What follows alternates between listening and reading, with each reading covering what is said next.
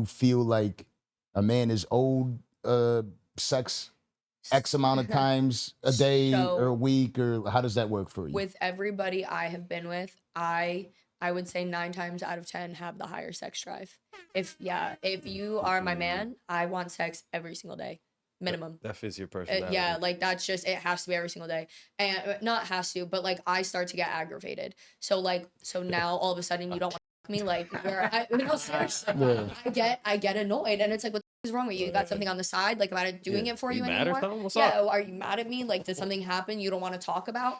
But if I'm with someone, like I'm 110% with you. Like I look at you and I'm like, let's go home early. Let's leave what we're doing and like we don't do have it to go quickly where in the they're bathroom. going. Yeah, exactly. But like I love that. That's who I am as a person. If I'm with you, like I 100% want to be on you like that all the time.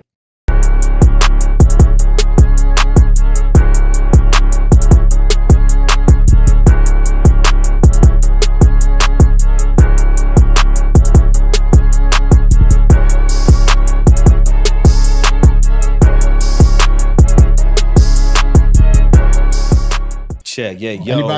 Anybody need some refills, or they want to fill in and say some shit? It's live and we don't give a you know what I mean? We like it. We like it. No, it's not live. Like the people can't see. I'm just saying, like they was like, we don't care. We like it to be real life. You know what I mean? So if you want to laugh, if you want to, just don't talk on the phone. You know what I mean? And make sure the ringers are off. That's it. Huh? Yeah, that's what we need to hear. We need to hear some shit talk. God damn it. We need to have fun. All right, we always have fun up here. We'll loosen up a little bit. I know you're a little bit tense. Like, what the f are we just about to do right now? Just mentally preparing. Okay. I'm ready. Well, you should be able to like easily mentally prepare. Yeah, I mean, this is definitely a much smaller crowd. Yeah. So compared to 20,000 people live on stage, this is comfortable. Yeah. So you do. Well, shout out to everybody that's tuned in. This is the Danza Project. Make sure you hit that like button, that subscribe button, turn those notifications on. And you can listen to us on all platforms, Revo Audio. We're on Spotify, iTunes, everything. I don't even know what they got out there. They just got a whole lot of platforms for people to listen to. This is the Danza Project. We are in season 4, and we got Alisa Scivetti, JD, in the building. You can correct me because there's a whole bunch of other things that go with it. So. JD, BA, I want to get my PhD. We're rolling. I got Wildest now. I've modeled, been on Vogue, did Maxim, working at the club, gonna go into patent law, corporate, do something with myself, maybe international diplomacy, switch it up, keep everyone on their toes. And that's a lot. Well, stop there. Dang. Yeah, I know. Monster truck, skydive, wheelie low motorcycle. What is it? A jack of all trades is a master of none, but oftentimes better than a master of none. With the bars. You rap too? Imagine. No. Let me get 18 real quick. Kato, what's good? How you feeling? Man, I can't complain. We just dodged a bullet of a hurricane. Yeah. Extremely glad that went the way it went for us anyways. You know, shout out to everybody in Tampa and middle Central Florida. Yeah. Well, yeah, I'm just glad that waved over. Businesses as usual. You know, people always tell me, like, you know, being back from New York, a lot of people say they'd rather have the snow than the hurricanes, but I never really got that effect. I never had the hurricanes hit us hard enough. I think like Hurricane Matthew about like 6 or 7 years ago, but we've been good. Yeah. It's good over here. Like, South Florida treats me very well, and I'm happy.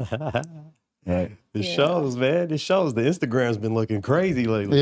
Yeah. Come on. That's because we do some crazy things. You know what I'm saying? Shout out to Ray, too. I appreciate you. He be looking out, too. You know what I mean? This is why I like South Florida, because he be looking out, and you look out. Yeah. So where we met, you know, we met over at Tootsies. We did meet at Tootsies. Honestly, probably one of the best places I think I've worked in general, not only in terms of being in Florida specifically, but I think in all of my experience working in nightlife and in the nightlife industry, I would definitely say the way this club is run is by far one of the most top tier places in terms of corporate organization to staff that they have. I mean, everything is very cut and dry, straightforward. It is a no bullshit place to work. And, you know, super grateful to be there. Very grateful to be there. And the place is enormous. Derek took us on a tour, and I'm like, man, it used to be a Costco.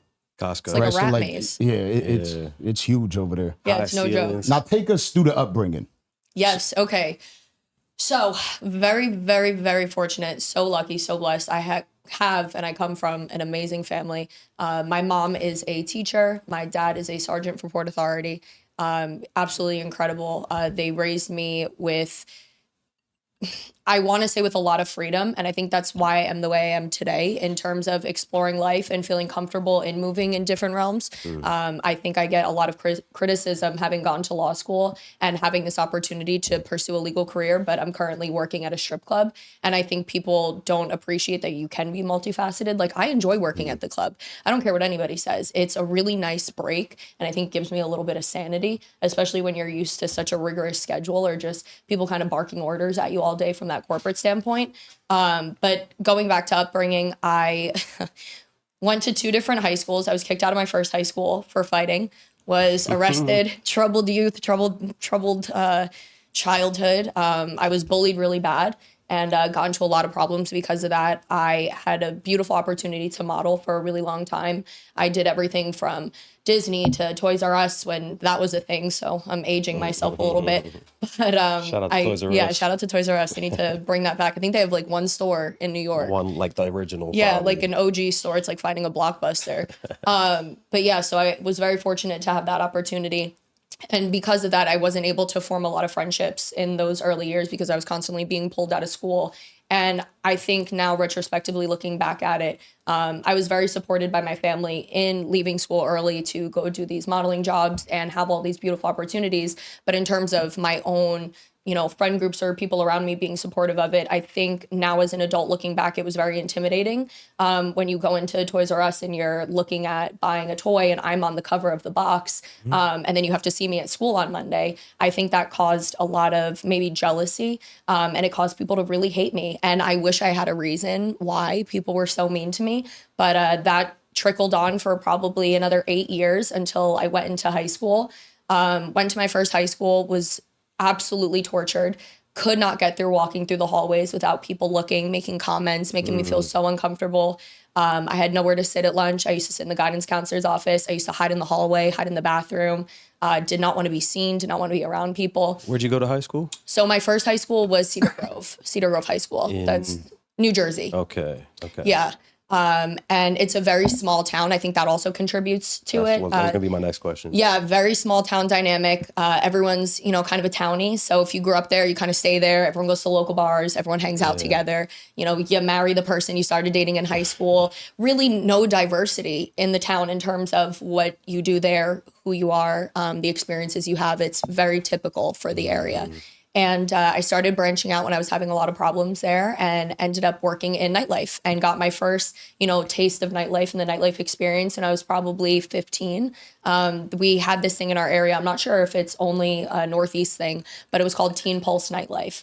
And it was basically like teen clubs for kids. I think it was probably like 14 and up until 18. And you would go to these clubs and it would be like on a Thursday or a Friday, like a random night that they weren't open.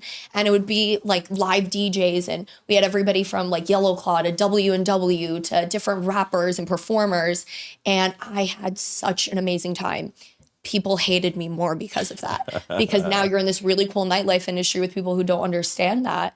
And, I'm young and again, very lucky to have parents who were not from here, like immigrant households, and they let me experience it because their parents didn't let them. And, my mom would tell me stories about how she used to sneak out and go to parties. And she was like, at the end of the day, I would rather know where you are and know that you're going to this event. And if God forbid anything happens, you tell me, hey, I'll come get you. There's no shame in that.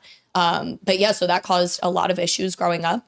And then got into a lot of altercations. And again, parents were very much like, hey, at the end of the day, don't come home crying. That's not what we do. My dad's from Jersey City. My mom grew up in Newark. And those are 2 very urban areas in New Jersey for people who don't know that. And they were like, fight. I'll pick you up from detention. I'll get you from the principal's office, but you are not going to come home to this house crying.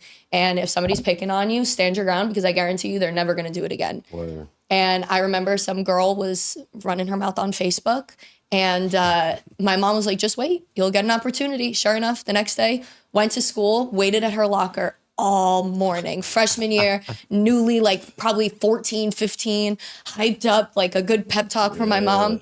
And I waited all morning. Right before that bell rang, she came over and she was like, what do you got to say? And I didn't say nothing. I just hit her.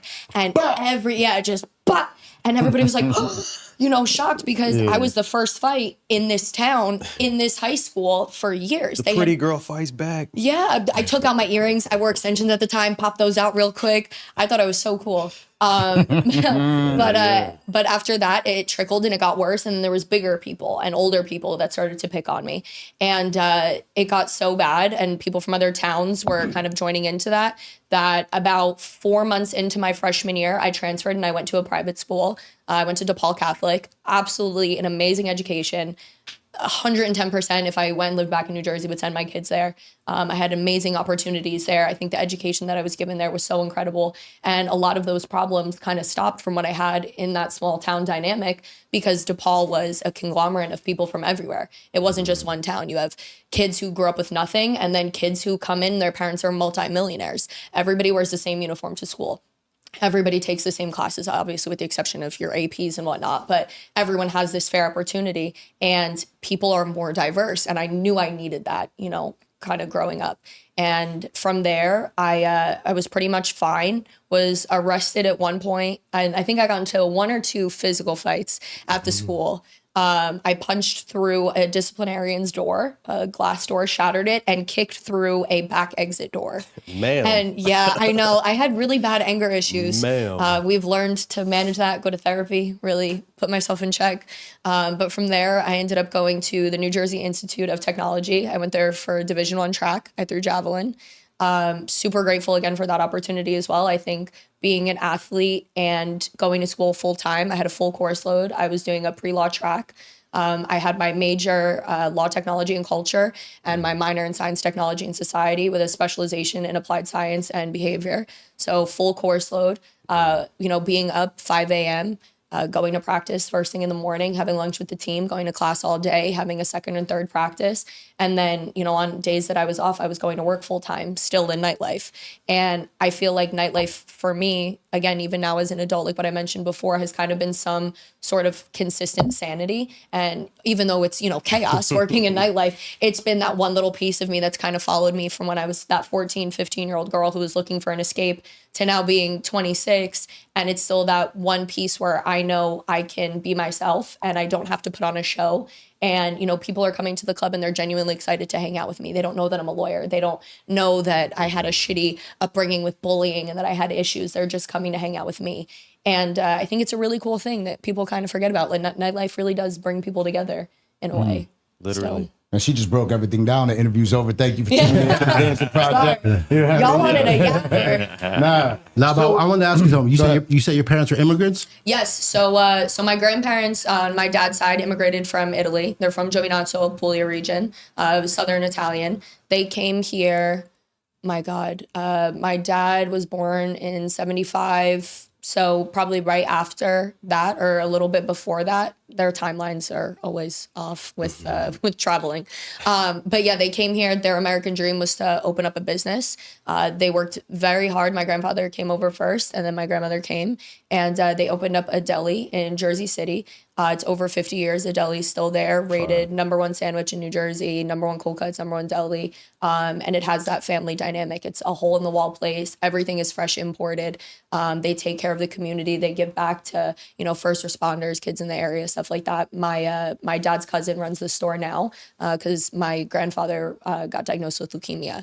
So that was kind of their goal to come to the US and do this and give my dad and my uncle a better start than what they had.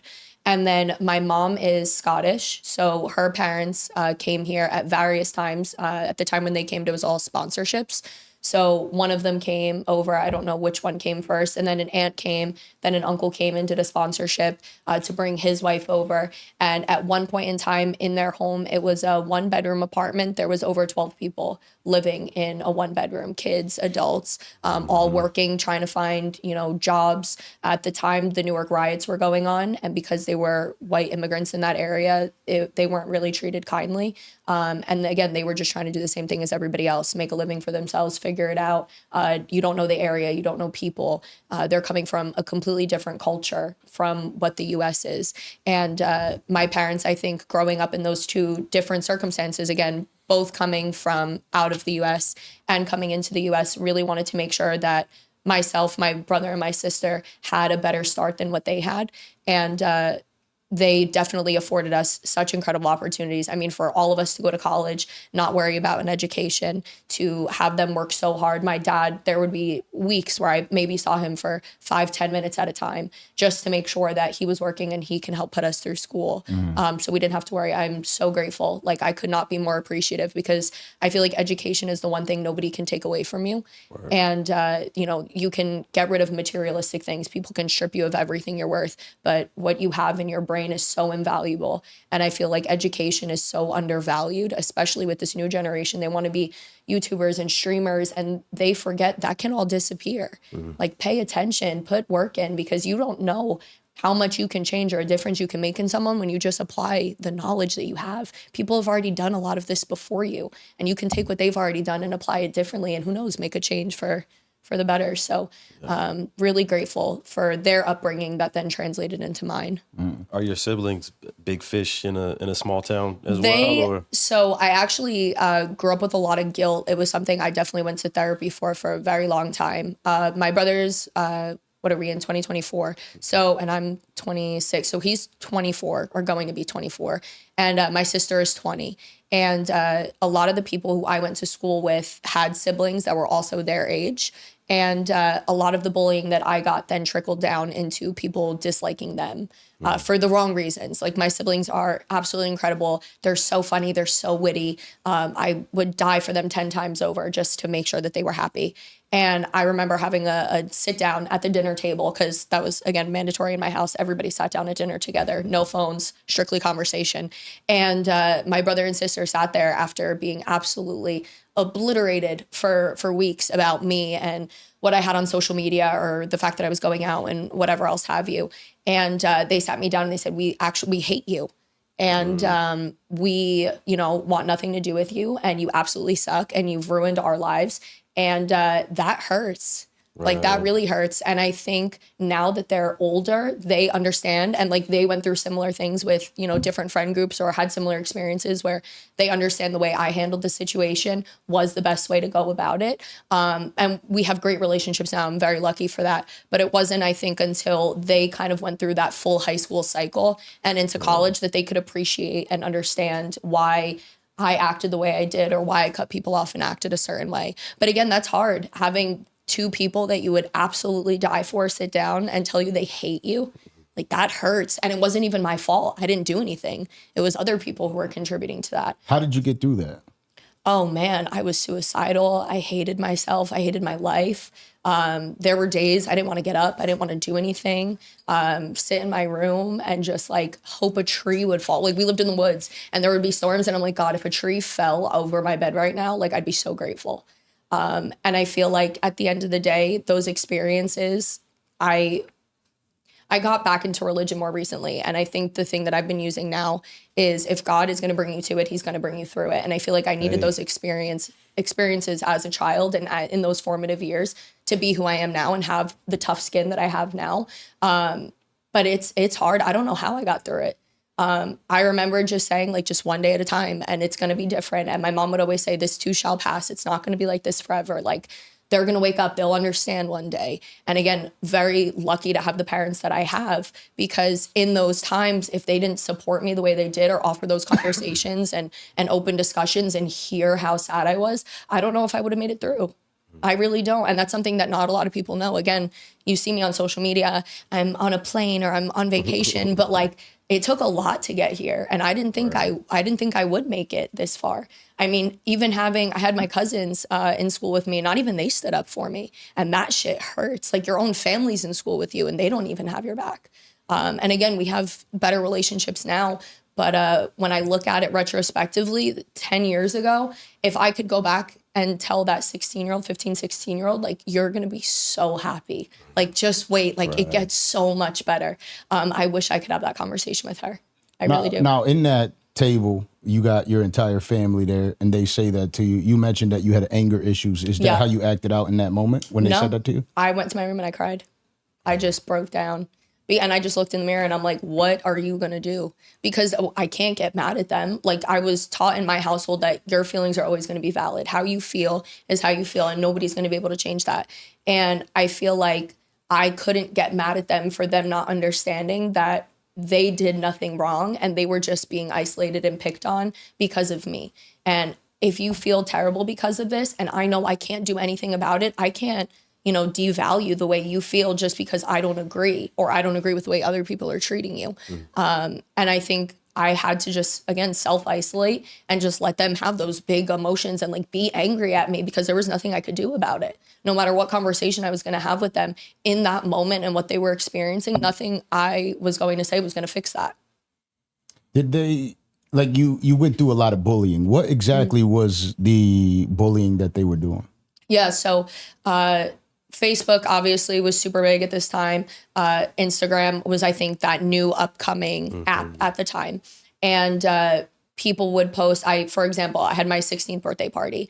And at this point, I was still at my original high school. I think it was 15 or 16. No, 15. I was still at my original high school, and I was inviting kids who I had my club nightlife with, and I had friends from out of town, and I was having a party there at my home with my parents' home, and people from my town and within the grade found out that I was having that party. And they started posting all over Instagram, we're going to up Barbie. Am I allowed to curse? Yeah. Sorry, just checking. I don't know if I'm going to get bleeped out. We're going to Barbie's dream house. It's a BYOB, bring your own baseball bat. Posting like, her, all this. I have everything screenshot. It's so crazy. I have a whole album of all of this stuff screenshotted from over 10 years ago that I just won't let go of. And they actually did show up. It was about six or seven carloads of people. I would say maybe 40 to 50 people total. Did they bring their own bats after all? Yeah, they had bats, man. they had alcohol, they had drugs. They assumed my parents probably weren't going to be home. But again, great relationship with my parents. They knew I was having people over for my birthday. Yeah. They were home because they were also celebrating cake with me too. And again, pulled down the driveway. I live in a cul-de-sac, and my dad watched them from the cameras. We saw everybody pull down the street, and immediately my dad pulled out his car, blocked off. He had a pickup truck, blocked off the end of the block so nobody could go anywhere. Cops came and arrested everybody. And it made it worse because I had to go back to school on that Monday. Yeah. And now you're the cop caller. Right. Well, not even that. They made the whole situation such a joke. There was kids that had warrants out, prior drug charges. Like, there was other things that kids were then actually like really in trouble for. And my parents had to notify the school because obviously this had been going on for a while. And the school put together like a bullshit meeting for those kids where they ripped me apart in a meeting with teachers and each other. And it was a joke. They made it a 45-minute joke. And again, I know who these people are now. Some of them have, athletic careers. Some of them, own companies and own businesses. And I wish I'm sure they don't even remember. I'm sure they don't even realize like how actually like genuinely shitty they were to me. And, they did it and they posted all the time, and it was miserable. It was absolutely miserable. And then teachers, I had several teachers kind of gang up on it. I had somebody, again, same thing freshman year before I had transferred. I had a teacher look at me and say, in front of an entire class, say, you are a pretty face. You're lucky. You'll probably be nothing more than a pretty face. And you'll just be lucky because somebody with money will just marry you and take care of you. And being told that in front of a whole class, I think became some sort of motivating factor for me because I pursued law school. And I graduated law school, obviously, and I want to pursue other degrees. But I feel like the drive behind the reason why I take my education so seriously is to prove the point that you can be beautiful and you can also pursue a serious career. And, again, being embarrassed like that in front of an entire class of people, that shit sticks with you. Again, we're talking years later, and I still remember that conversation, still remember the class, still remember who was in there. And some people don't realize. Do you think that holding on to the screenshots is something that you should be letting go? I, of course, think I should let it go. Does it affect me the same way it did previously? No. I think now for me to look back and remember what I was feeling in those moments becomes a driving factor for me now as an adult. Like, do you remember how shitty you felt in this moment? Look at what you're doing now. And look at all these terrible things people said about you and look how far you made it. Look where they are. They're the same people sitting in a town bar who do the same shit every year and are going to live the same life every single day. And you're here and you're in Maxim magazine, you were in Vogue, you're on a national TV show that has, you know, the longest standing hip hop run. And, you know, you're performing, I just performed at Barclays Center in front of 20,000 people. Those people from my hometown are not doing that. And it's nice to look back and be like, you know what? You did it. Somebody told me I was pretty and they was going to take care of me. I'd be like, perfect. Prove it. Yeah. Prove it. But I feel like my parents were very much like, we want you to be able to take care of yourself. Like, you do not rely on anybody, and make sure that at the end of the day, no matter what, you have you. Because you have to have your own back before somebody else does. And you have to trust in yourself and your instincts and your job and the value and effort you put into your life before you let somebody else come in and try and take or add value to your own life. So, you know, and if you can't find the rich man, be the rich man. Yeah. I'm going to take care of myself. I would imagine there is a face, right? When you think about the bullies, Yeah. I'm pretty sure there's probably like at least one face that you remember distinctly, right? I remember every single one of them. And you know what's crazy? We had superlatives in school, right? Like, you get nominated best looking, best dressed, hair, best dressed, right? comedian. Right, exactly. All of those girls, right? A few of them who were real nasty to me. Some of them got nominated best looking, whatever. I look at them now and I'm like, dog, you look like you were hit with every branch on the ugly tree as you fell all the way How down. that goes. And it's not like, it really is. And again, God forgive me, it's not a nice thing to say, but it's nice to have that karma. Like, you sucked and now look at the world. Like, the Well, universe usually really come that's back what and gotcha. happens to people, right? Yeah. Like, who they are eventually reveals itself. Yeah. You know, it's like when you get into a relationship with somebody in the beginning, this person is like the most beautiful person in the world to you. course. They can do no wrong. The Yeah. sex is amazing. The dates are Stars are amazing. aligning. And all of a sudden, as They time fucking passes, suck. they begin to reveal who they are. Yeah. And that's what happens throughout life with people as well. It just kind of, it's meant to be Yeah. for them. Now, if you're face to face with one of these bullies today, are you angry? So I actually had an opportunity to see a few of them. One of the girls I was at the mall, and she came up to me and she was like, "Oh my God, hi Alisa, how are you?" And I looked at her and I just kind of gave like a blank stare because it was taking a minute. Like, I knew her face, but I couldn't remember her name. And she's like, "Oh, I'm, you know, so-and-so." And I was like, "Oh, okay." And she was like, "How are you?" And I'm like, "Why are you talking to me?" And she just looked at me and she was like, "Well, I wanted to see how you are." I was like, "You didn't care however many years ago, and you care now?" And she's like, "Well, I saw on social media that you're doing this, and you know, you just did that, and I saw you traveled here." And I'm like, "Okay, that's good." And I walked away. If you really cared and you wanted to be my friend, you would have done it years ago. Don't try and play catch up now because you see that I'm doing well for myself. Everybody wants to be your friend when you're doing really good and you're up, but nobody wanted to be my friend when I was starting off. Now it's convenient. And I don't believe in that shit. You're either going to be my friend all the time or you're not going to be my friends at all. I don't care. You know, I have friends who had nothing and now have such incredible lives. I've been with them through everything. And if they lost it all, I would still be their friend. And I'm so grateful to have my own group who's just like that. But don't think you're going to come in my life now and say the big hoorah. Like, no, we're not having drinks. I don't want to be your friend. We're not baking cupcakes together on a Saturday. Like, no. And then I had one of the guys who was really nasty to me. He was actually one of my clients at a club. He came in, I was sat with his table, and I looked at my manager and I was like, "You have no idea what this person has done and what they've said." And she was like, "What do you want to do?" And I'm like, "I'm going to take it. But just know if it's a stupid comment, I'm not going to be able to handle this well."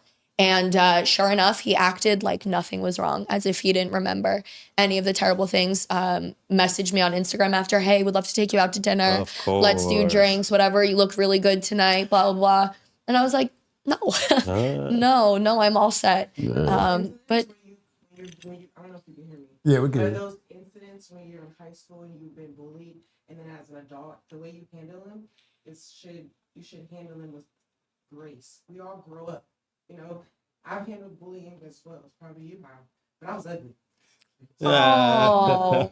Don't say I that. find that so hard to believe. You're so beautiful. But We got confirmation. Crazy. in high school was like, "Hey, Lexi, I'm from a really small hometown as well." Somebody was to come up to me and be like, "Hey, how you doing? School? Doing good? Okay, bye." Sweet. Push it. in high school, it's like everybody's trying to figure out their way. Mm-hmm. You know what I mean? Everybody's, you know what I mean? So it's like the way you handle it as an adult now is really what matters. I would think. Yeah. But that's why I think. I mean, everybody, especially in high school. Maybe I don't know what you're talking about because I was confused. Maybe you're in high school or college. No, you're right though. High school, yeah. Right though. High school, but especially in high school, like there's so many we're so immature in high school, like so immature. Mm-hmm. Yeah. Yeah, I think.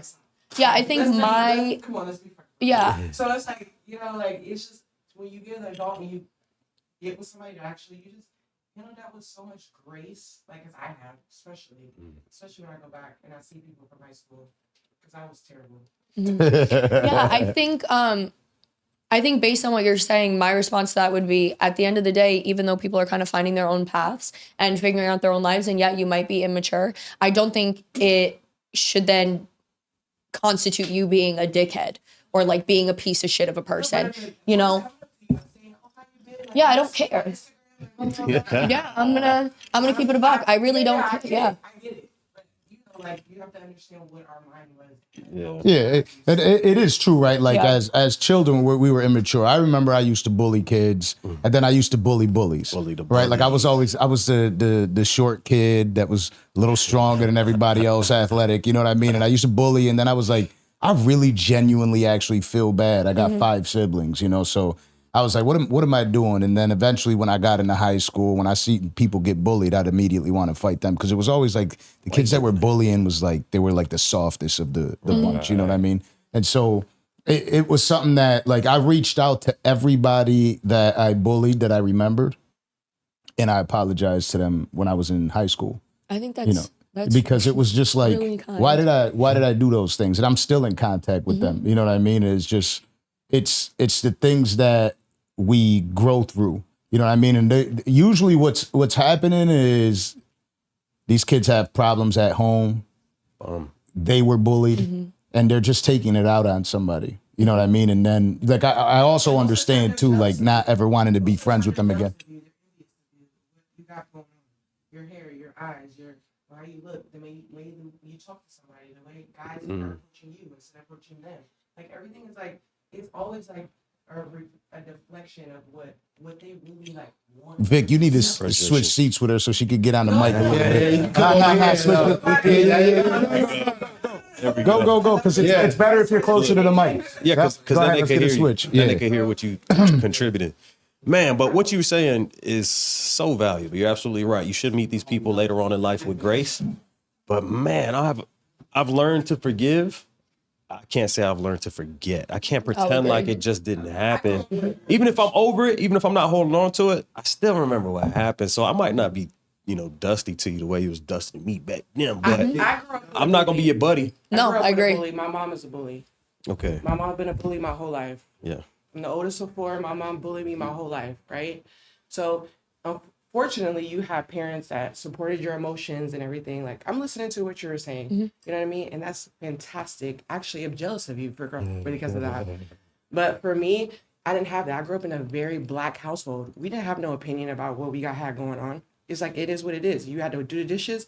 If you had a bad day at school, you still had to do them damn dishes. You get what I'm saying? Yeah. We go totally different. So, and I'm not saying what you went through is not a struggle. So I get it. I get it. I get what you're going through. But for me, it's like, I grew up with a bully, and then I was bullied my whole high school, going into college. I went to college too.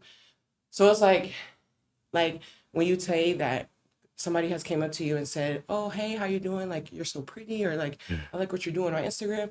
You're like, fuck you. Like, what the fuck? Like, you treated me like shit. It's like, sometimes you just don't know what people were going through at that moment 10 years ago. You know what I mean? It's just like, kind of handle things with a little bit more grace. Yeah, again, like, I hear you. It's saying? just, It's just when you're like, suicidal and you want to yourself, I'm not approaching that same conversation. It is cool. Like, that's I cool, can though. totally Like, respect. I mean, it's not cool that you wrote that in that mindset. You know what I mean? I get it. But I'm just saying, like, it kind of rang because I would never somebody approach me and say, hey, Lexi, how you doing? Like, I haven't seen you since high school. I would never be like, I may have said it in my mind. Like, bitch, you got me Yeah. But yeah, I would be like, it's so much better to just be like, you follow me, I don't follow you. Yeah. And again, that's the thing. Like that's the like I'm just a straight you're shooter. watching my life. I have no idea what shoe you got on today. Yeah. Like, but you know what I ate this Yeah. morning because you watching my story. There's some type of like reward in there. And But I ain't gonna lie. 10 years ago ain't that long. So fuck you. I agree. It could go both ways. Sometimes. I'm not saying be their friend. Yeah, I'm just saying yeah. like when they come, hey. At this point, they're a fan. Yeah. There. You're But you right. do. It is true. You shake their hand and Yeah. keep it pushing. And then tomorrow you're like, you know what, Brittany, you're a bitch. Yeah. Yeah. I remember But it's you were a also bitch. cool. It's also cool to say fuck them too. Yeah.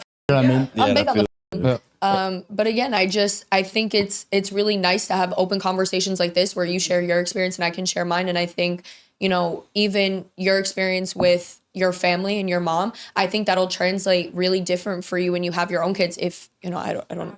Yeah. And the way you parent your I have a child. daughter, and I still couldn't understand. But that's the way you parent your daughter is now going to be affected. affected by that. Because when I didn't have a child, I was like, I'm not a mom, so maybe I don't know like Right. what my mom is going through.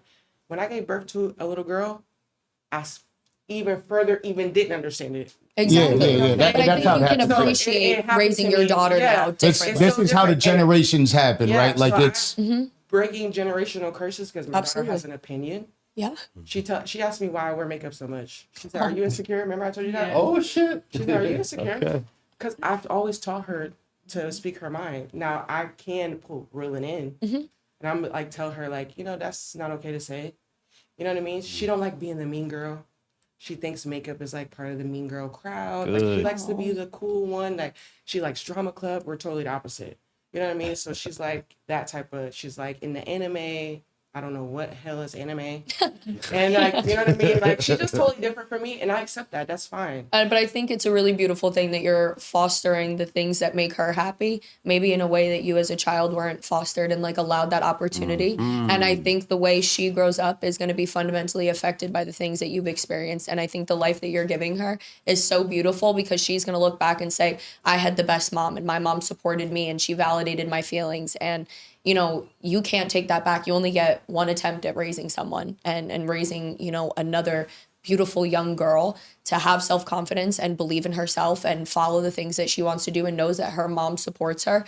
That's, again, invaluable. You can't take that away. So, I commend you for not allowing what you experienced growing up affect the way you raise your daughter now, as like a tit for tat, for example, like, well, I went through this, so you're going to go through this. And I think changing that dynamic, again, it changes the way people view themselves growing up. So I think you're doing a real great job. Let's go. Now, when you get to law school, because this is high school, Yes. right? And now you get to law school. College. Well, high school, college. Yeah, college. Now in college, I did see a video where you were talking. We do a little bit of research. We saw you. Oh, I know the video you're talking about, I think. And I did see that, speaking of your siblings, your brother has a condition. Yes. Right. So my brother has OCD of the knees. I'm going to butcher the actual medical name of it, but it's something along the lines of osteochondritis dissecans, something like that. I wasn't going to try to say it. It's something along those lines, but it's called OCD of the knees. And it's a degenerative bone disorder in which typically, in typical cases, it is one joint, whether it's a knee, an elbow, something like that, that has a low bone density. The bone basically eats away at itself, creates very porous spots in the bone. If I'm not, any medical people out there, I'm sorry if I'm destroying this definition, but whatever. My brother's condition, he always had knee problems growing up. And he was always in a lot of pain. And doctors were always reassuring my parents, it's growing pains.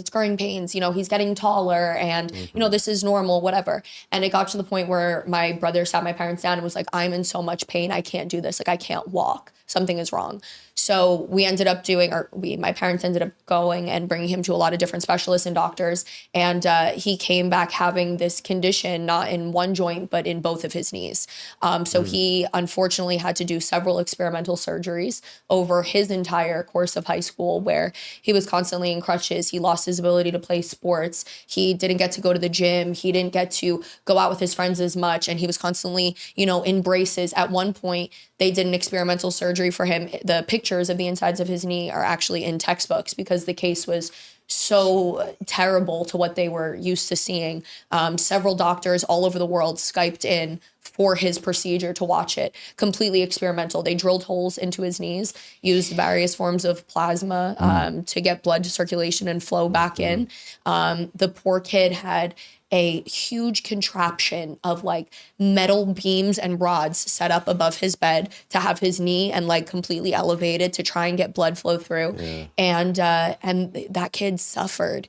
And he really, you know, now as an adult completely turned that around. The last surgery he had went really well. And that was, I believe, his senior year of high school. And now he goes to the gym every single day. He runs, you know, he's working out a lot. He actually was inspired through his experience to go to PT school. So he's currently at Thomas Jefferson Medical School doing physical therapy. He graduated from Penn State with his kinesiology, I believe it's called, kinesiology degree.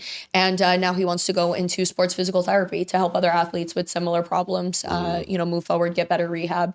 And he also wants to work with children to help them, you know, if they have a similar issue to him. That's amazing. Yeah, I'm really, really proud of him because, again, that kid, he suffered. He was really miserable, constantly in and out of the hospital, constantly in and out of different surgery centers, back and forth to New York for various appointments. He went to the hospital for special surgeries. And, you know, again, one of the worst cases any doctor has ever seen, which is, again, very, very sad. You had a lot of careers, right? Modeling being one of them Yes. that you speak about, and you went through a lot. How many years of modeling? God, I started when I was probably 4 or 5. And I modeled consistently until I was about 13, sat my mom down and said, I want friends. I'll give up my modeling career to have friends. And didn't have friends and then didn't have a modeling career. So I tried to roll the dice because you miss out on a lot, you know? Girls are having slumber parties and birthday parties and I'm not getting invited because I'm not seeing them in school. I was leaving for half days at 12 o'clock. My mom would pick me up. We'd go right into New York. And I regret it to a certain extent because if I stuck with it, I think my life would fundamentally look a lot different. Would I have my law degree? No, probably not. But I always wondered, you know, the kind of what if I stuck with it. And then I had a lot of opportunities moving forward. I've done music videos. Obviously, I did Maxim. And I applied for Playboy and Sports Illustrated and all of this stuff. But I think at the end of the day, now doing it, I sometimes question, what is this fulfilling for me? Like, am I doing it to prove a point that I can still go back and I can be this model and, you know, come back to this career that I gave up at one point? Or am I doing it for myself? And I think that's kind of the struggle I have now because it makes me question if I ever made the right decision. And in that career, a lot of people have different opinions about it. In that time, you're spanning about 10 years now. Was there any creepy situations that have occurred in that? I have to say I was very, very, very lucky to never have anything happen. But I also was never left alone. My mom or my dad, I even had my grandmother with me. Somebody was with me at every single shoot without fail. Not in a back room, not in a corner, on set, when I was getting my hair and makeup done, right behind me when I was having lunch. They were with me. I was never left alone. And again, I'm very grateful that I didn't have any terrible experiences, but I also contribute a lot of that. If something, God forbid, were to happen, I had a parent there and I would have never been cornered into a bad spot because somebody would have obviously stepped in way before that. Yeah. No opportunity for that. Yeah, no opportunity for it. And then you went with the modeling and then trying to be a contestant on a beauty pageant, I believe, right? So while I was in college, I ended up running for Miss New Jersey USA, like the national pageant, right? Every girl from a state then goes to the big stage. And when I tell you, that is the most rigged bullshit I have ever experienced. They already knew the girl that they were picking. They made it very obvious. None of us really had a shot. I ended up winning best interview. So the way it works is you sit in front of a panel of judges, they ask you a bunch of random questions. You don't know the questions beforehand. You just have to sit there and come up with some answers for them. So I won best interview and they pre-selected exactly what they wanted as who they want their pageant girl to be for that year. And do I think it's fair? No, but I think societal norms or what is changing with society in that moment when somebody is running for that year definitely affects the candidate or the person they pick because they're trying to hit what the world thinks beauty is or what the world thinks the new change is, whether, you know, it's, you know, somebody more ethnic or somebody who is from a different background, or if somebody's a mom already, you know, they pick what's moving forward, and what they think is going to catch somebody's attention, not actually any category that they give you to get scored on. And you know, back in the day, I probably wouldn't have believed that. Like, it's rigged. I'm like, Yeah. oh, somebody's just mad that they lost, sore No. loser. But, you know, being out here, I've lived out here for the past 7 years, and a lot of people are into fitness out here. And they have the fitness competitions, the Olympia, the Arnold, and that is clearly rigged. You know, I know a lot of people that have been in it, and it's basically like, it's usually pre-selected. They know who's going to win. They know what direction they're going in. And so that is a huge thing. Similar to that, a lot of the people who run for these pageants, so I was a one and done. I just said, I'm going to do this just because, for the shits and giggles of saying I did it. And a lot of these girls, they go back, it's like their 7th, 8th, 9th year running. And they go back every year, and like, God bless them too, because it is thousands of dollars that you put into pageant prep, from the dresses to the coaching to the diet plan and the workouts and the meals and, you know, getting suits or your show outfits. It's a lot of effort that people are putting in for the opportunity to get on that stage and potentially not even come close to placing. So again, I give them a lot of credit, but the year that I ran, if I'm not mistaken, that girl had auditioned probably 4 or 5 times before she won. What do you win when you win that? That's Nothing. worth the thousands of dollars. You get a crowd, a crown, an opportunity. You get to compete on a national stage with people everywhere. I mean, I get it. You know, it's a super, super dope thing to say, like, hey, I'm Miss New Jersey or I'm Miss New York, whatever. But outside of that, I mean, I don't know if there's a cash prize. I'm sure you get brand deals, endorsements. For sure. They offered like free hairstyling and hair coloring at like a salon. So it You just get gets nails worse. Yeah, like you just become a puppet, and then you're forced to go to all of these events and all of their showcases. Anything that they have that's sponsored by the state, you go as a representative. And some of the things that they do are really beautiful. They champion a lot of charities. You can pick a charity of choice to work with.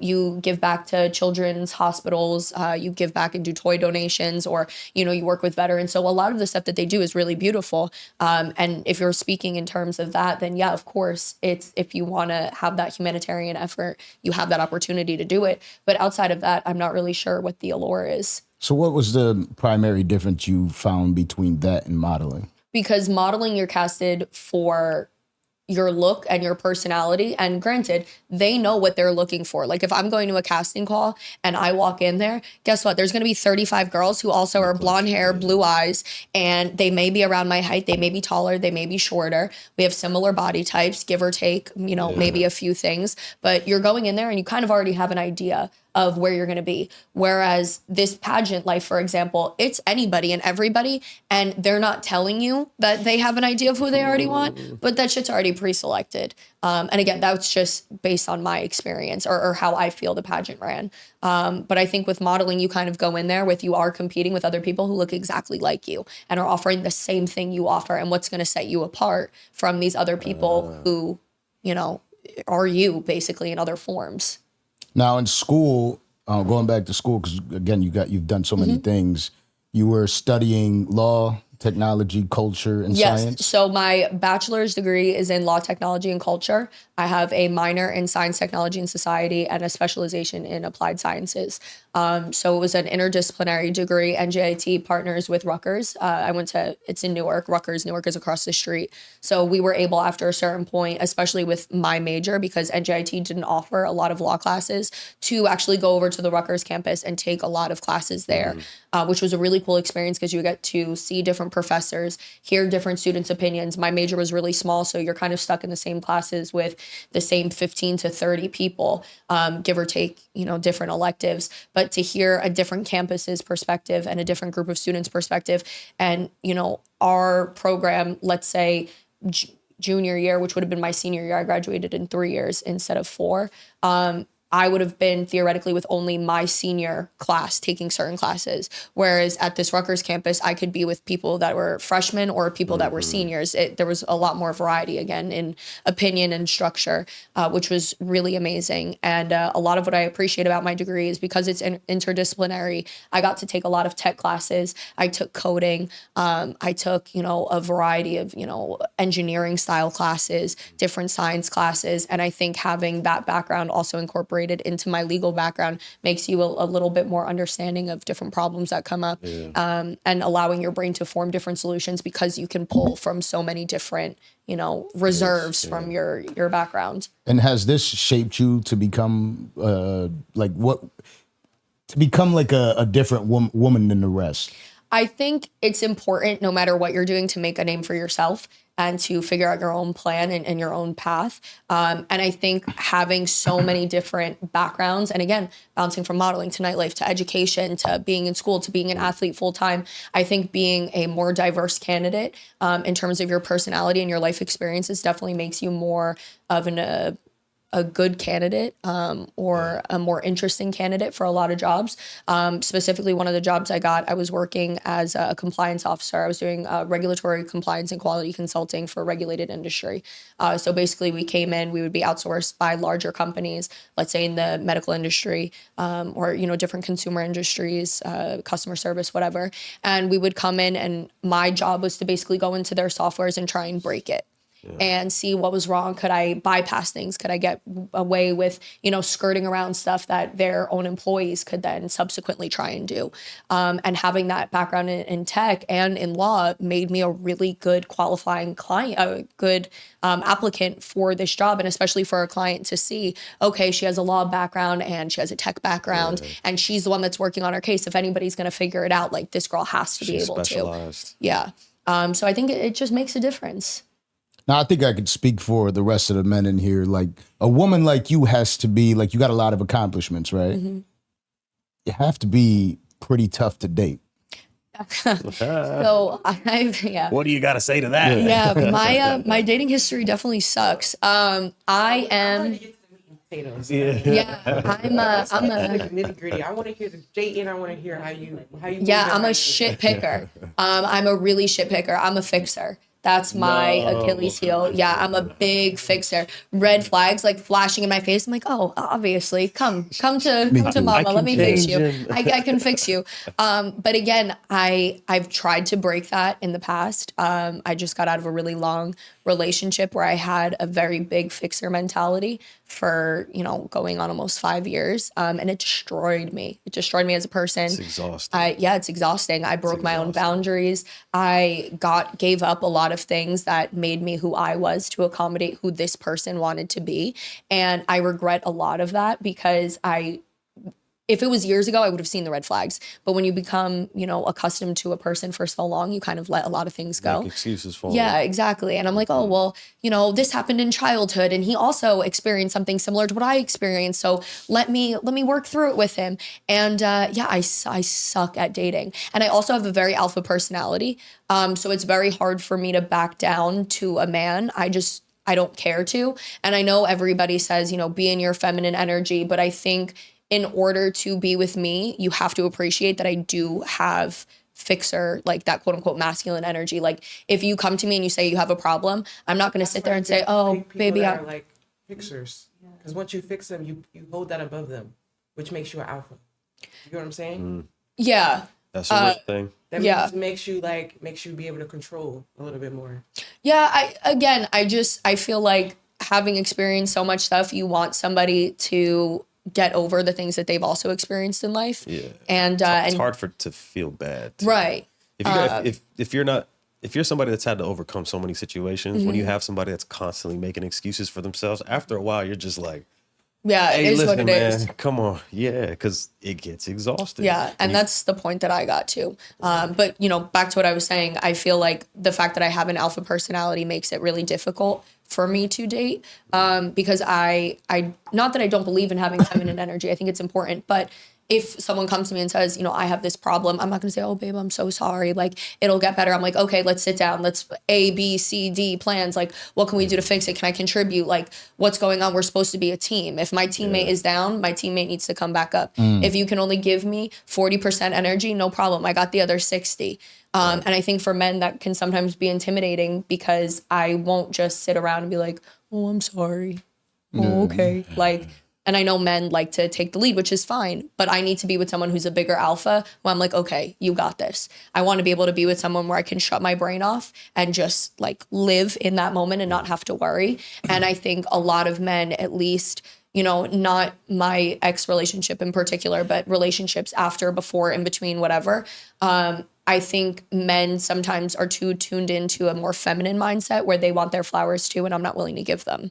And I'm not willing to kind of support that behavior. Like, you're a man, act like it. I grew up in a household where if there was a problem, my dad fixed it. You know, my car, taken care of. My dad always handled it. Bills, my dad took care of. The house, my dad took care of. If we needed anything, my dad took care of it. You don't think your mom gave him his flowers because he did all those things? My mom has the same personality that I do. Them together. Yeah, so I need somebody who, like, my dad appreciates the fact that my mom is no bullshit. I need somebody who appreciates me for the fact that I'm no bullshit. And I just haven't found that yet. I think the thing is for us men is when, like, that's cool. That's cool for somebody like me. The thing is the woman independent or dependent? Like a dependent woman speaking to me in that tone, I'm like, well, tone it down, sweetheart. You know what I mean? Like, we don't got time for that. I don't want to hear it unless, because a lot of women speak in relationships. What we see is a lot of women will try to minimize the man so they could be on an even playing field.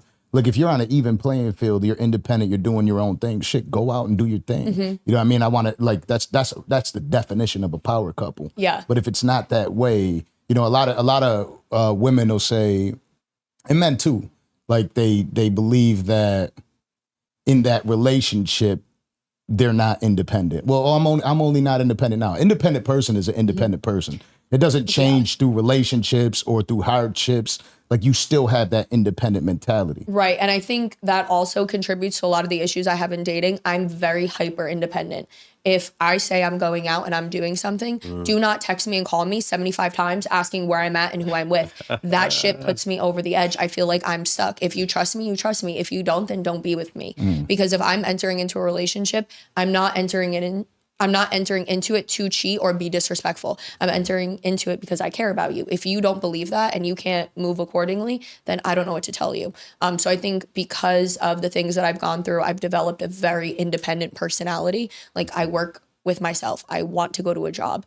I will work. I don't need your money. I don't need your support. I make it for myself. Is it beneficial? Yeah, great. But do not then use that and dangle it over my head as, well, I did X, Y, and Z for you. I didn't need you to. I have my own. I could do it for myself. Anything you contribute, great. Anything I contribute to your life, great. Other than that, we should not be competing as to, oh, well, I invested X, Y, and Z into you.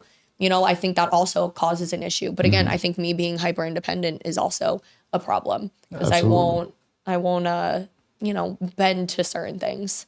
It's listen, dating is tough. Yeah. You know, like it's bullshit. just tough. South like Florida?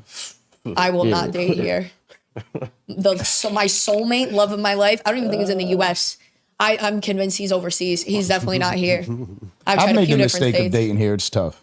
Yeah, I'm You know, good. What are you gonna do? That's where I'm at.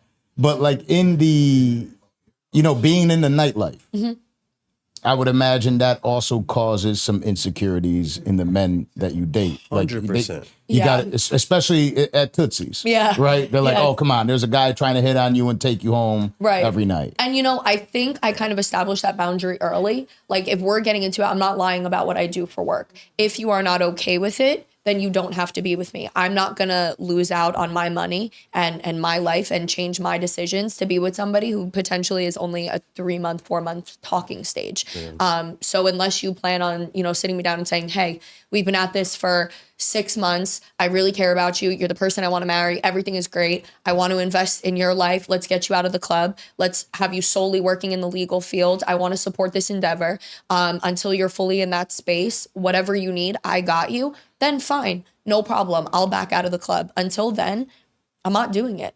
And I don't think it's right for a man to come in and say, well, you know, we've been talking and you haven't left the club. Okay, no one asked you to date me then. And I think that's also a tough conversation because I am the way I am that men don't like. I'm not going to lose out on money because you're not confident in yourself. So, but that's just, it is what it is. Now, is it tough navigating through that nightlife and having men constantly just? I'm pretty sure what they're like their talk off is what we call it, right? Is to throw, they got all the money, they got the beautiful house, The chains, cars, the fancy cars, yeah. the clothes. Yeah. And I mean, again, I think in any industry, especially nightlife specifically, you're exposed to so many people, whether it's businessmen or your trappers and tricks and your scammers and like your athletes and, politicians, whoever that you meet along the way. Even if it's not just me working in the club, but going out to another place or event with similar people, it is a big show. And I think it's very hard to sometimes distinguish true and pure intentions with somebody who's just trying to be flashy in the moment. And I think that's also kind of the problem with trying to date in nightlife is you really don't know people's intentions until you kind of move forward a little bit and see how they actually move outside of the club. They can be great to you in this nightlife scene, but when the lights are on and you guys are back home or, you're looking for a casual date night, what actually is going on? What does it look like? And again, people here, I think in Miami specifically, but I think any big town, they come here and they want to put on a show of a lot of money and the rented cars and, it could be fake jewelry. Like you don't know it's the truth. Yeah. How many times people come to the club with fake chains on and I'm like, my guy, your neck is green. Like, what's wrong? But yeah, I see right through this. But I think it's really hard. And again, like what you said, to date in South Florida, it's a game here. Miami isn't a real place.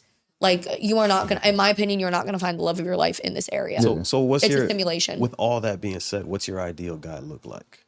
Oof. Because you gotta have I the think niche that you're holding out for, right? Like somebody that's worth your time. What does that look like? Yeah, I think now as I've gotten older and I've gone through different relationships, I don't think I have, granted, I do have a type that I go for. I like them tall, I like them handsome. Physical features like taking care of your physical body. I go to the gym almost 5 days a week. I'm at Pilates 4 to 5 times a week. I eat healthy. I take care of my body. I take my supplements. I need somebody who also is equally invested in that. You don't have to be a big juice head, but somebody who's actively investing in their health. Yeah, it's super important to me. Teeth is really important to me. If someone has a jacked ass like smile, I can't handle it. It's like a weird pet peeve. But outside of those, small physical things, I really, really, really need somebody who's driven and focused on their career and investing in themselves and not looking at the current situation that they're in, but looking at bigger picture. Somebody who sees more for themselves than what the current, situation that they're in is. And I think, I like a sense of humor. I have to be able to laugh. I need somebody who is a provider and a protector. Even though I don't need you to provide, I need you to show me that if we are to have a relationship where we have kids at some point, you can provide for this family, because at some point, while I am very career focused and I'm happy to have a career, when I have kids, I want to be at home with my children. Those formative beginning years, I want to be home taking care of my child. I don't want them in daycare. My mom was with us. My grandparents were with us. I was very lucky to have that. I want my kids to be able to have that same opportunity. And I need to be able to know the person that I'm with can actively do that. But on the flip side, listen, I like luxury. I like fancy trips. I like nice stuff. I like bags and shoes and clothes. And like, at the end of the day, I can buy it for myself. But if you want to hang out with me and you want to date me and you want this to work out, like you need to provide me with the same life that I'm providing for myself. I'm not going to, trick on myself all the time. And no bullshit. I'm a trick when I'm in a relationship. I bought my ex ATVs, jet skis, jewelry, like thousands of dollars and shit. I bought him property in Europe. Like property. That's what I'm saying. I trick out when I'm in love and you're investing in me and you're taking care of the things I need to take care of. I love giving that back to you because I don't know. I think it's a nice love language. People like giving and receiving gifts. At least I do. Do you regret doing that for the people that were ungrateful? I think it's a fine line between regretting. I don't think you can regret loving someone, and I don't think you can regret truly caring about somebody and their happiness and wanting them in a moment to feel special, whether it's Christmas or a birthday or, just a random, hey, I saw this and I thought you would appreciate it. I don't think I can regret any of that because in the moment I did it because I knew it would make this person happy. And I think it would be selfish to say I did because that means I did it for false reasons when I initially did that. Do I regret spending money on this person? No. Do I regret wasting a lot of time with this person? Absolutely. And I think that's just the key takeaway, And does it kill it, right? Like, you're doing that for somebody and inevitably the relationship starts going sour. Does it kill it? Do you stop doing it? It's just like in terms of continuing to buy things if the relationship is just shit? continuing to do the cute things that you do in a relationship. I think it definitely puts a bad taste in your mouth. I think, you don't have that desire to do it. Like if I'm happy in a relationship, I have the desire to give and like be that, oh, let me cook dinner. Let me have something ready for him when he comes home. Let me have this little gift, or I saw this and, it made me think of him, so I bought it. If shit starts to go south, obviously you're not thinking about, oh, I just want to make his day better. You're thinking, okay, we have all of these problems going on right now. How are we going to work through this? I'm not thinking about, let me spoil him with something. Will I use it as an apology? Yeah, sometimes I suck at apologizing and I can admit that. I know that. So, a little something, hey, I know my behavior kind of sucked, but I was out and I saw this and it made me think of you. I think that sometimes translates. And again, it's not the right thing to do, but I can acknowledge that. And I have enough emotional maturity and awareness to know that it's not the right way to go about things. But at this point in time, it's, something I'll offer as a consolation prize to some shit behavior. Offering. Yeah, I'm really sorry. So here you go. That's a good apology. I wouldn't be mad at that. Now, for me, I feel as though happiness is the key. Like a lot of the things that we do walking into a relationship is because you're genuinely happy to be with that person. You're like happy you landed it. Yeah. There is a courting phase. And after some time is when you lose that desire, and it's usually that happiness. If you don't feel happy with somebody, you stop doing the things that make you happy to make them happy. Right. And I think that was a lot of the issue with my last relationship, the long-term one I spoke about, where it was a very toxic cycle of give and take and cat and mouse games. And part of that was a big pullback and then a big love bomb. And in that big love bomb, you're so excited to be back with this person and you're so excited to like have things work out again that you forget, all of the shit that you kind of went through. And then you're excited to give them a gift and do something nice for them because they just love bombed you, right? And, it's a shitty cycle to be in. I think, a toxic relationship is one of the worst things you can be a part of just because of how that cycle, translates into everyday life and things that you're used to.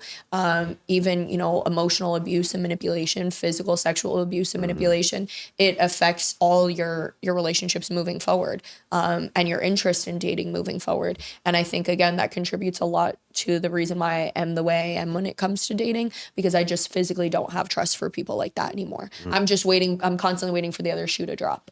Yeah. Now, you live a pretty interesting life. I do. Right? And I do. We've had Conceited up here.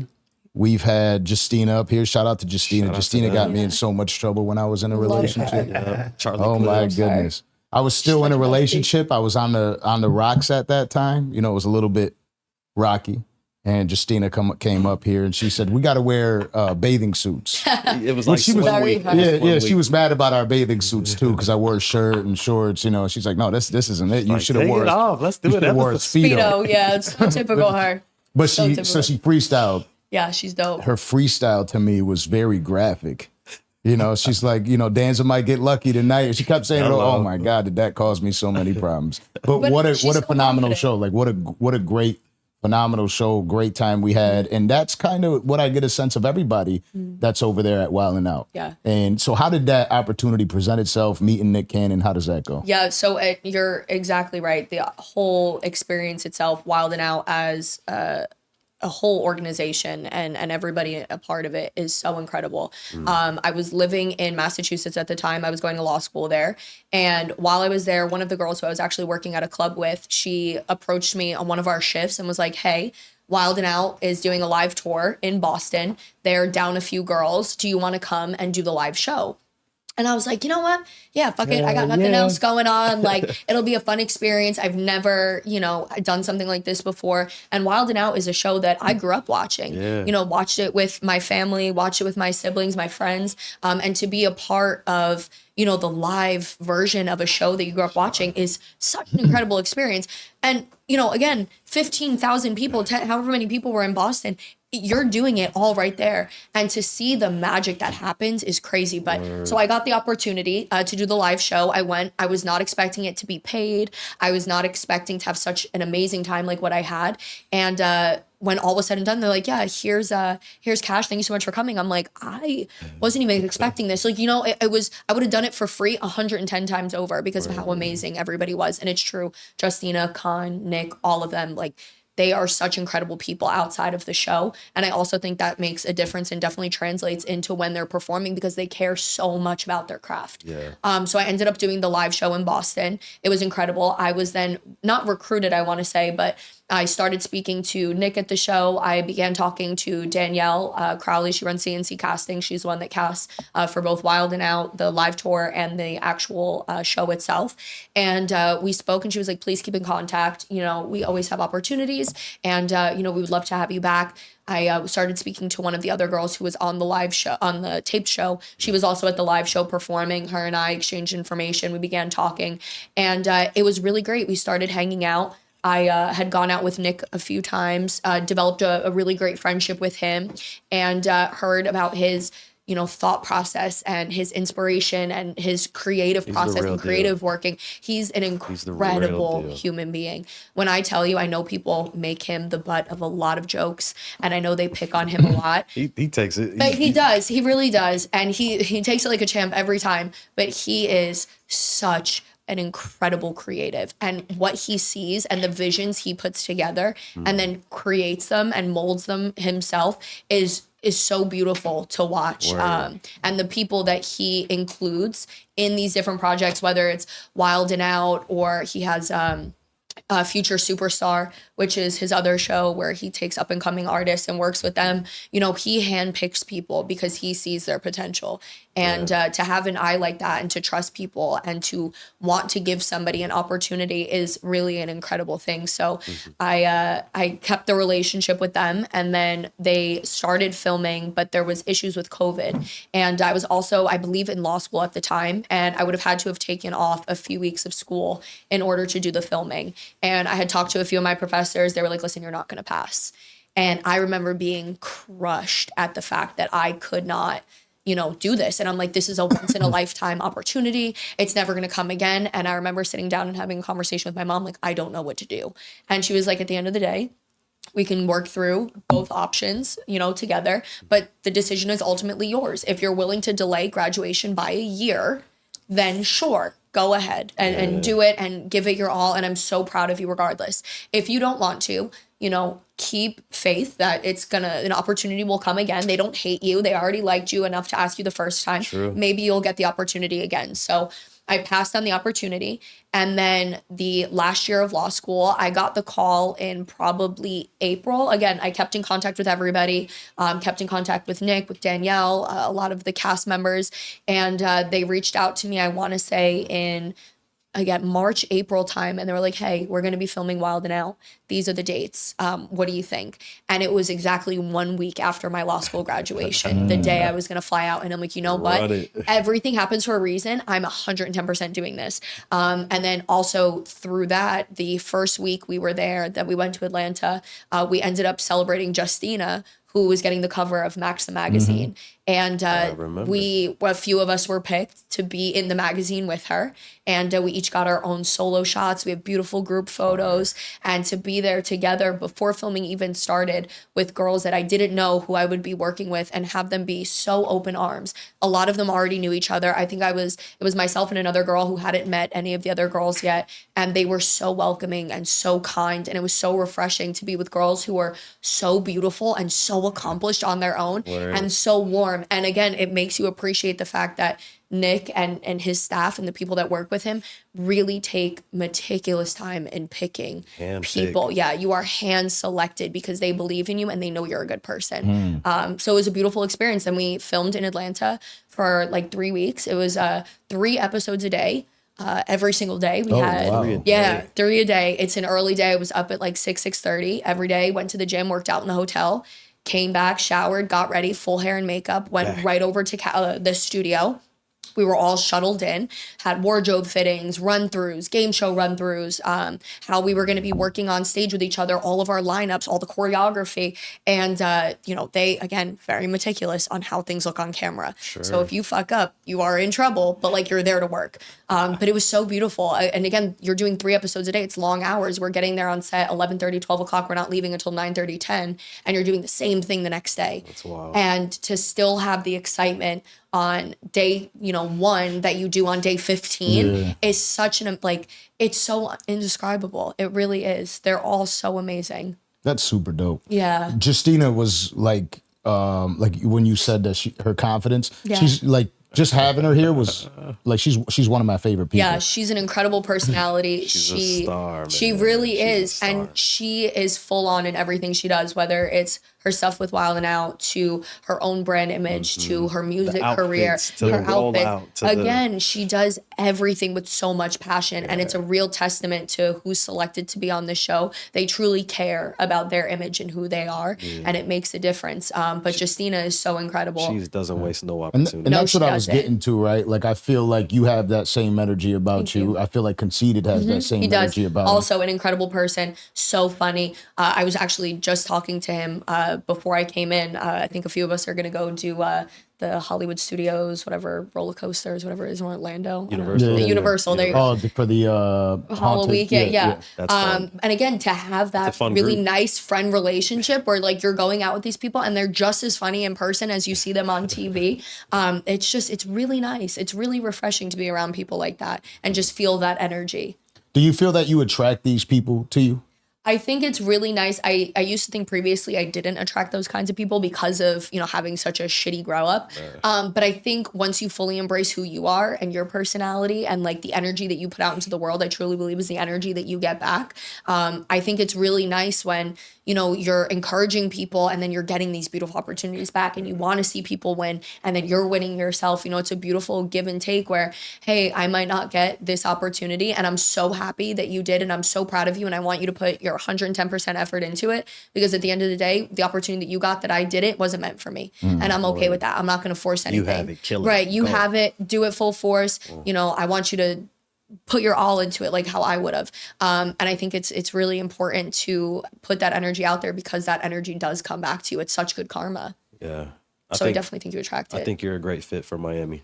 For Thank sure. you. For sure. Yeah, I was really nervous. I lived in California previously. I went New Jersey to Massachusetts, loved Boston, had a great time there. From Massachusetts, went to California, lived there, hated it. How long? Was I in California? Yeah. About 8 months.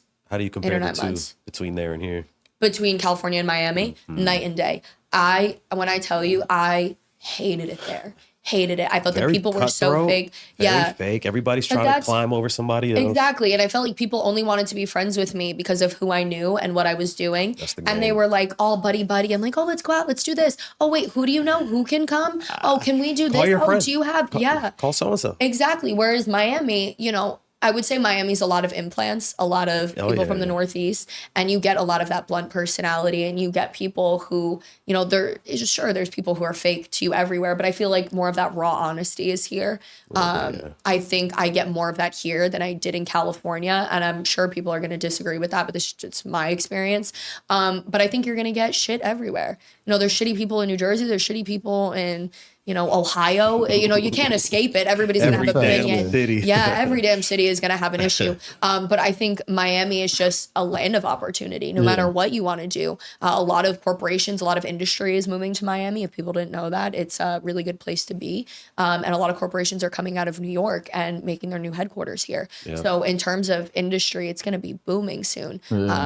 It's also the most expensive place to live in America. Yeah, I'm paying a hell of a lot of money. We all just breathe like, Yeah. So true. Yeah, I was living in Calabasas, and I have a higher rent bill where I live now than in Calabasas. and it's not Calabasas. No, and it's not Calabasas. My backyard is not the Hidden Hills. It is the water. I have a beautiful water view. I have a beautiful corner unit. I get to watch boats passing all day. Nice. But yeah, no, I'm paying for it. It is definitely not cheap. Yeah, that's something that for me I couldn't do.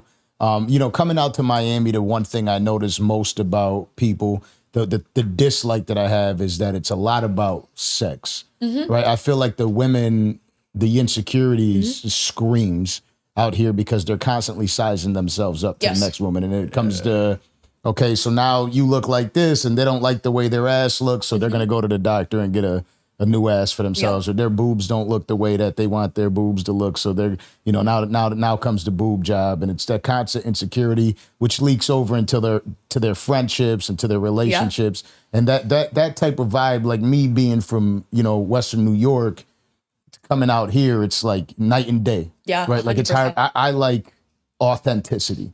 I love it when somebody's real, when somebody could speak real, when somebody isn't worried about the next bitch. 100%. You know what I mean? You don't need to be worried about her. If I'm with you, I'm with you. That is irrelevant to me. Exactly. And, it just seems like getting into a relationship and dealing with people out here in general, even in business, they're always focused on the insecurities. 100%. And I think for me specifically, I know you mentioned like bodies and adjusting the way you look. I've always been a big supporter of build a bitch workshop. If you want something done, go get it, but only do it if you're doing it for you.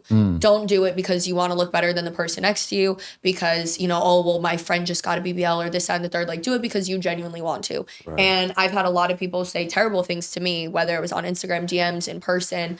I've gotten anonymous emails before. I've had letters sent to me. Like, I've had some weird shit happen. People trying to pick at you. How the fuck do people send letters to you? You can Google people's addresses. It's really not that hard. Like an actual letter, like a written letter. Yeah, That's some creepy shit. Yeah, and like that's the thing too. I don't even like going to the mailbox. Exactly, like you're weird for that shit. I might fucking laugh at that though. Yeah, but that's if somebody a lot of writes me effort. somebody writes me a letter, your BBL Yeah, sucks. you I'll be suck. like, you fucking That's- piece of shit. BBL, You piece of exactly. shit. BBL, Fuck you, bitch. But Fuck you. I've been a big supporter of it, and I mean, I've been very honest. Like, even before I came to Miami, I picked out a lot of things that I didn't like. I remember my first like plastic surgery style thing. I was 17. I was doing a music video that Cardi B was featuring in. This was before she was Cardi B. This was when like she was still living at her old place. Like she was still on the come up. Yeah, she didn't have like what she has now. And I loved her. I got bloody shoes. Yeah, like this was way back. Yeah. When she was Loved her. Belcalis. Yeah. Bacalisa Manzana. Belcalis, yeah. And super dope. She was so cool to work with. Very fun. And again, so happy to see what I saw years ago and then see it translate now. But I was doing the music video. She featured on somebody else's song. And I remember going into the music video and I was so excited. It was like my first big video with somebody. And the director looked at me square in the face and was like, yeah, you're beautiful. You're great. You're in the perfect outfit, but your lips are so small. I can't put you in the front. Like, it's just going to look like shit. So you can go in the back. And I was like, oof, I sat on that for weeks, just replaying like, wow, I'm beat to shit. I need my lips done. And I remember telling my mom, like, this is what I want to do. I'm going to get lip filler. And she was like, all right, well, I guess if you hate it, you can get it dissolved. Like, it's not that serious. So I started getting my lips done. And then shortly after that, I was insecure. When I was younger, I asked my mom, like, oh, when do my boobs come in? And she's like, honey, mine are fake. You're never going to have them. Like, this is not real. Yeah, she's so honest. Love her. And I was like, all right, fuck. So that was the next thing. And I always knew I wanted a boob job. And then when I was 20, I got my boobs done. And then shortly after that, I started doing preventative Botox. Hey, but can I ask you something? Yeah. Where did you go to get your boobs? Because I'm seeing a lot of really fucked up boob jobs lately. Yeah, Like- a lot. I did about 7 or 8 consultations before I got them done. And this was the only female doctor that I had gone to. I had gone to all male doctors previously. And I had described what I wanted and I, kind of showed them what I wanted to look like. And they were like, yeah, we can put 500 cc's. We could do this. We could do that. Like, no problem. And it was like a very quick, 10-minute consult, Sure, and give they her were the on to the standard. next. Yeah. And then I finally met with my doctor. I went to Dr. Ganchi in Ridgewood. She's absolutely phenomenal. And she sat down with me for probably 45 minutes. And she was like, walk me through your daily life. What do you do every day? What's your gym routine? What makes you self-conscious? Do you not like the shape? Do you not like the size? She got it. And she sat there with me until it was perfect. And on the spot, I was like, you're the doctor I'm going with. I was like, this is it, decision made. And she was like, I'm not going to decide any sizes, shapes, or anything now. Show me pictures. Like, go on Pornhub, do browsers, Google nudes, like whatever you need to do. But like, show me what you want to look like, because this number that you're giving me in CCs isn't going to translate to For what you your think shape. you want, Yeah, right? right. And I remember going into surgery, I gave her full discretion. And I was like, you know what I want? If it's not what we agreed to 10 minutes ago, change it. Like, I'm paying a lot of money for this. Make sure it looks good. And I got them done when I was 20. I'm going to be 27. And I could not have asked for more perfect boobs. Like, I get compliments from guys, from girls, like from everybody. I'm thrilled. It's such a win. Yeah, she did such an amazing job. It's because it's like a tattoo. Like, you don't know how it's going to look. I'm seeing a lot of sour titties out there. You know what I'm saying? Like the shit be hacked up. They be throwing the nipple back on. Well, it's because a lot of people are traveling. club A lot of to see people it. are traveling overseas to just get the cheap job done. But that's And not to say that they don't do good jobs out there, because there's places that do, but a lot of people are looking for the shortcut. yeah.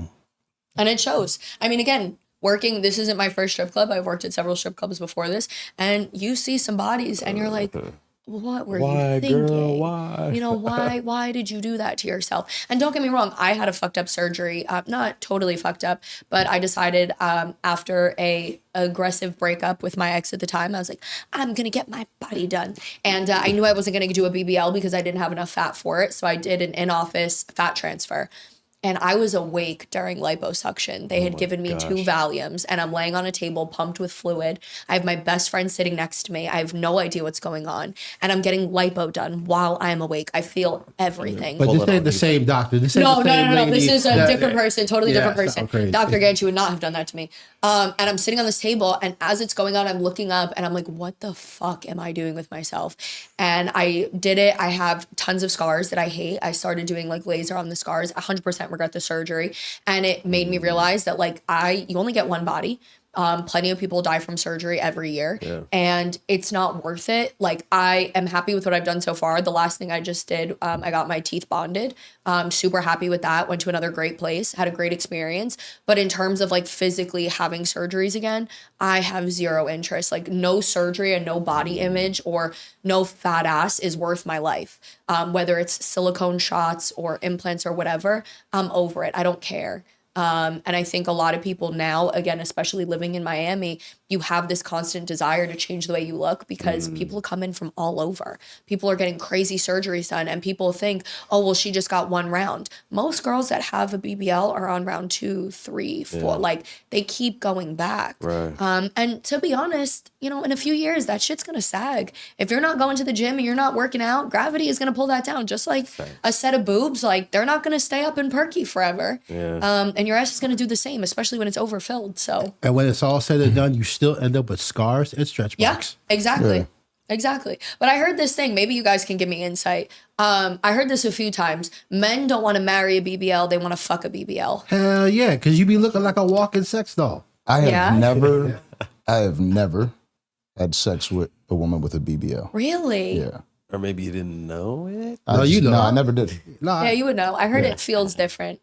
Yeah, that's like, I mean, I've felt BBLs. You know? No, I heard like your coochie feels different after you Your have a coochie feels Yeah, different. that's what I heard. Like, the inside feels different. I had a friend, he was hooking up with a girl who, you know, before and after surgery, and he was like, I don't know what happened, but this is not the same. Like, I don't know what is going on here. Whose coochie is this? Yeah, this is not it. So I don't know, maybe it was just like a one-time thing. it but, just be like way in the back. yeah, it's just like so lipped up. Yeah, like, yeah. So you gotta spread and they go up under and you know what I'm saying? But I was always curious if that was actually a thing. Like, if guys actually, at least now, maybe aren't as interested in the girls who have heavy plastic surgery. I'm not. Like, so for me, I don't mind the surgeries, but like, I want the natural look. I want the natural feel. I want to feel a woman. Yeah. That's it. Like, if as long as I have that, I'm okay. I've stuck to natural women. You know, a couple women have had fake boobs, but nothing past that. So like, boobs are so common now. Yeah. I feel like 80% of people have fake Well, boobs. honestly, all of it is almost unavoidable. Everybody has something. If it's a lip or a nose or a nipple or a whatever it is, nipples, probably not just one. I don't know. but if it's having your toes straightened, if it's vaginal rejuvenation, everybody got something now, especially down here in the ecosystem that we're in Miami. 100%. My thing is that there's a point to where you could like stop looking presentable. Because there's like attractive, like, yeah, you want to fuck that, it looks good, but then there's also presentable, like, okay, I'll bring that out in public, I bring that out to a family function. And some girls, when they get crazy tatted, crazy BBL, they look great at night. Yeah. But then during the day, you're like, nah. I can't bring her to my business outing. Yeah. Well, I mean, if I don't know how this works through a female's mind state. Obviously, I'm not a female, but I would hope somebody gets something enhanced and has it manageable to a way that it at least looks decent. Right. Looks somewhat like it could be normal, could be natural. I know a girl who got a BBL and you could barely tell. I know because I knew her. that look. I prefer that. I think that looks so much better. I prefer that because now I know you have surgery and now I don't want to know. And it's like, for me, I guess, again, and I'm a big proprietor of surgery. If you want it and you want to look this way, Feel your 110%, Feel your best. do it. Like, no shame in that. But I just don't understand what the allure is in creating this character style look.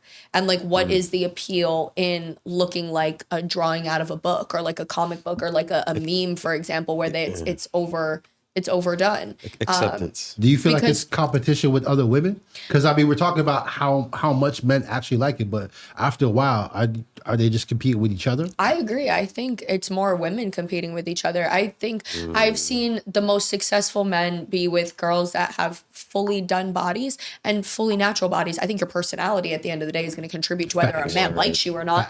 I don't think your surgery has it. Yeah, right. Hopefully, unless There's somebody some has the wrong superficial intention. men out there too. Yeah, of course, who just want something nice to look at. But I would hope at the end of the day, women are doing it because they feel insecure. They want to fix something, as opposed to, oh, well, you know, so and so just got their body done, and now my waist isn't as small as hers, or my ass isn't as fat as hers, and now I have to get this done. I don't think that's right. I think it was Patrice O'Neal, an old clip, and he's like, you know what I realized? Most of these women ain't getting BBLs for men. You getting them for women. To have the better hair, to have the better ass, to have the better teeth and the nose and the chest and the better Instagram post and the all that. But I agree. Social media probably contributes a lot to all of this. 110%. And porn. And porn, yeah. And porn. Yeah. and free porn. No, it's true. Free porn. Because true. I have a theory, right? I have a theory that porn does more damage to women than it does to men. Whoa.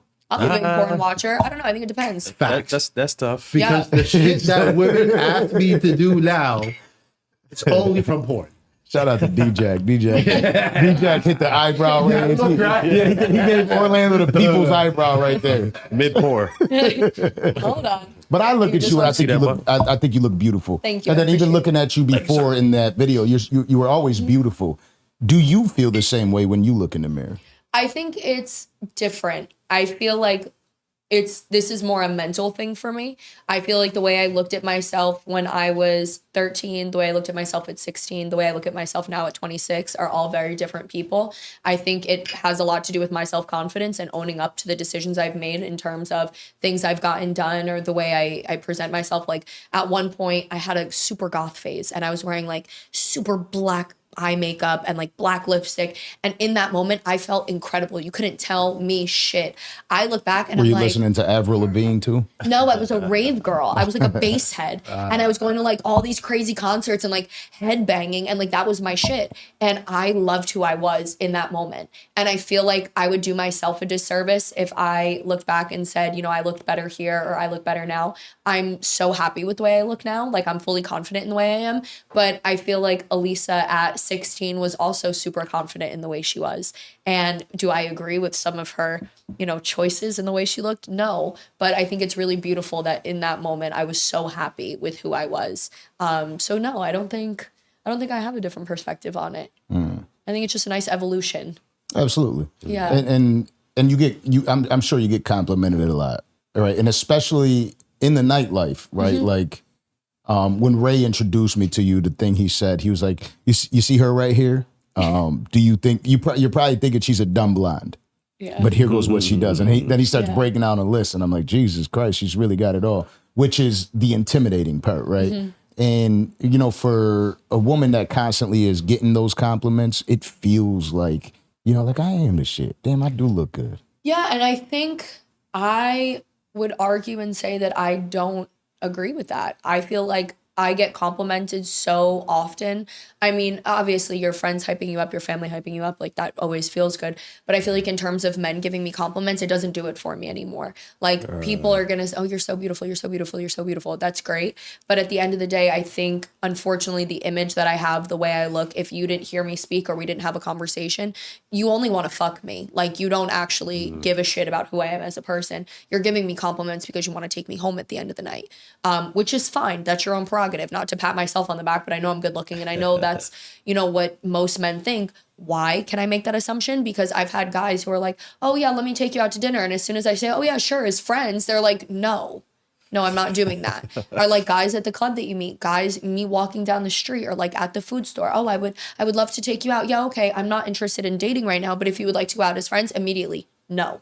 And I think, you know, that's also kind of hard to go through.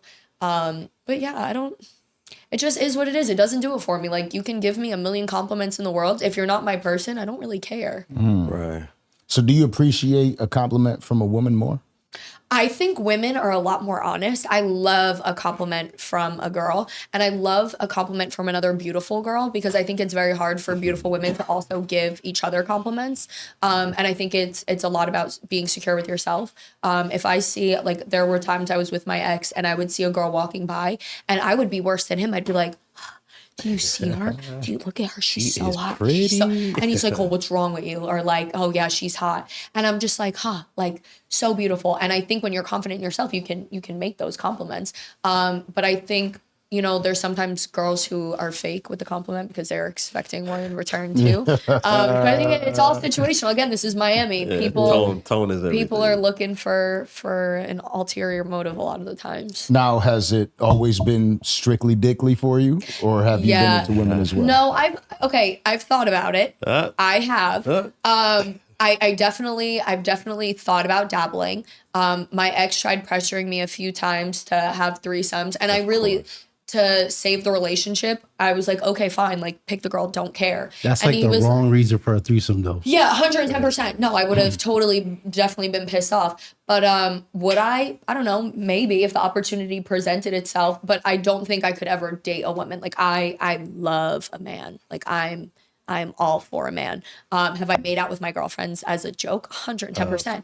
Yeah, like, but I feel like everybody at some point does. Yeah, I feel like, you know, you can smooch on a girl and nobody like is gonna be like, oh my god, what's wrong with you? But like when you're drunk in the club and you're like, and your friend, like nobody really cares. Yeah, for sure. Now, you are constantly moving around, and in a relationship, I would imagine that it is hard for you to have the sex life that your man wants. Do you feel like a man is owed sex X amount of times a day or a week, or how does that work for you? With everybody I have been with, I would say 9 times out of 10 have the higher sex drive. If you are my man, I want sex every single day. Minimum. That fits your personality. Yeah, like that's just, it has to be every single day. And not has to, but like I start to get aggravated. So now all of a sudden you don't want to fuck me. Like seriously, I get annoyed and it's like, what the fuck is wrong with you? You got something on the side? Like, am I doing it for you mad anymore? or something? What's up? Are you mad at me? Like, did something happen you don't want to talk about? But again, if I'm with someone, like I'm 110% with you. Like I look at you and I'm like, oh, like, let's go home early. Let's leave what we're doing and like we don't have to go where in the they're bathroom. going. Yeah, exactly. But like, I love that. That's who I am as a person. If I'm with you, like I 100% want to be on you like that all the time. Don't get me wrong. There's days where, you know, I don't feel good. Something's coming up or like you're stressed out and you're like, bro, I can't do this today. But again, when you have, I think, a really regular sex life, those instances are, you know, okay to have. Like if my man's like, hey, listen, I am literally going to vomit if you try and do this. Like I'm having a really bad day. No. Okay, cool. I'm not going to be a dick. Vomit. But yeah, like if you're sick, you got the flu and I'm expecting you to fuck me. Like, you know, I know that's not going to happen. But yeah, I definitely am very more sex driven now than I was maybe previously. And if I don't get it, I get aggravated, like full on, like I'm a nasty ass person to be around. No. Yeah, no, my friends know. Like right now, I'm actually celibate. I have made it 2 months. And I'm already thinking about making terrible choices. Like I got the itch, but it's the truth. And like maybe some girls won't admit that, but like I'm gonna keep it a stack. Like you start getting to a point, I know people are, oh, it's for my spiritual journey, it's for betterment of myself, whatever. Like a vibrator just sometimes doesn't do it for you. Like I'm sure as a guy, sometimes your hand just doesn't. It's not gonna do it the same way. Yeah, facts. I don't know. They say that rose solve all that. I have a multi-function, multi-speed contraption. That shit gets the job done. I kid you not, less than 30 seconds. Shaped like a bop it. Yeah, literally. twist it, pull it, the whole nine. And it does it. And it's great at what it does. It gets the job done in 30 seconds. Is it the same thing as being skin to skin with somebody? Is it gonna cuddle with you? No, I don't. No, I'm not a big cuddler. What? I'm not. A lot of sex, no cuddling. Yeah, no, don't touch me. Are you also like? but are you?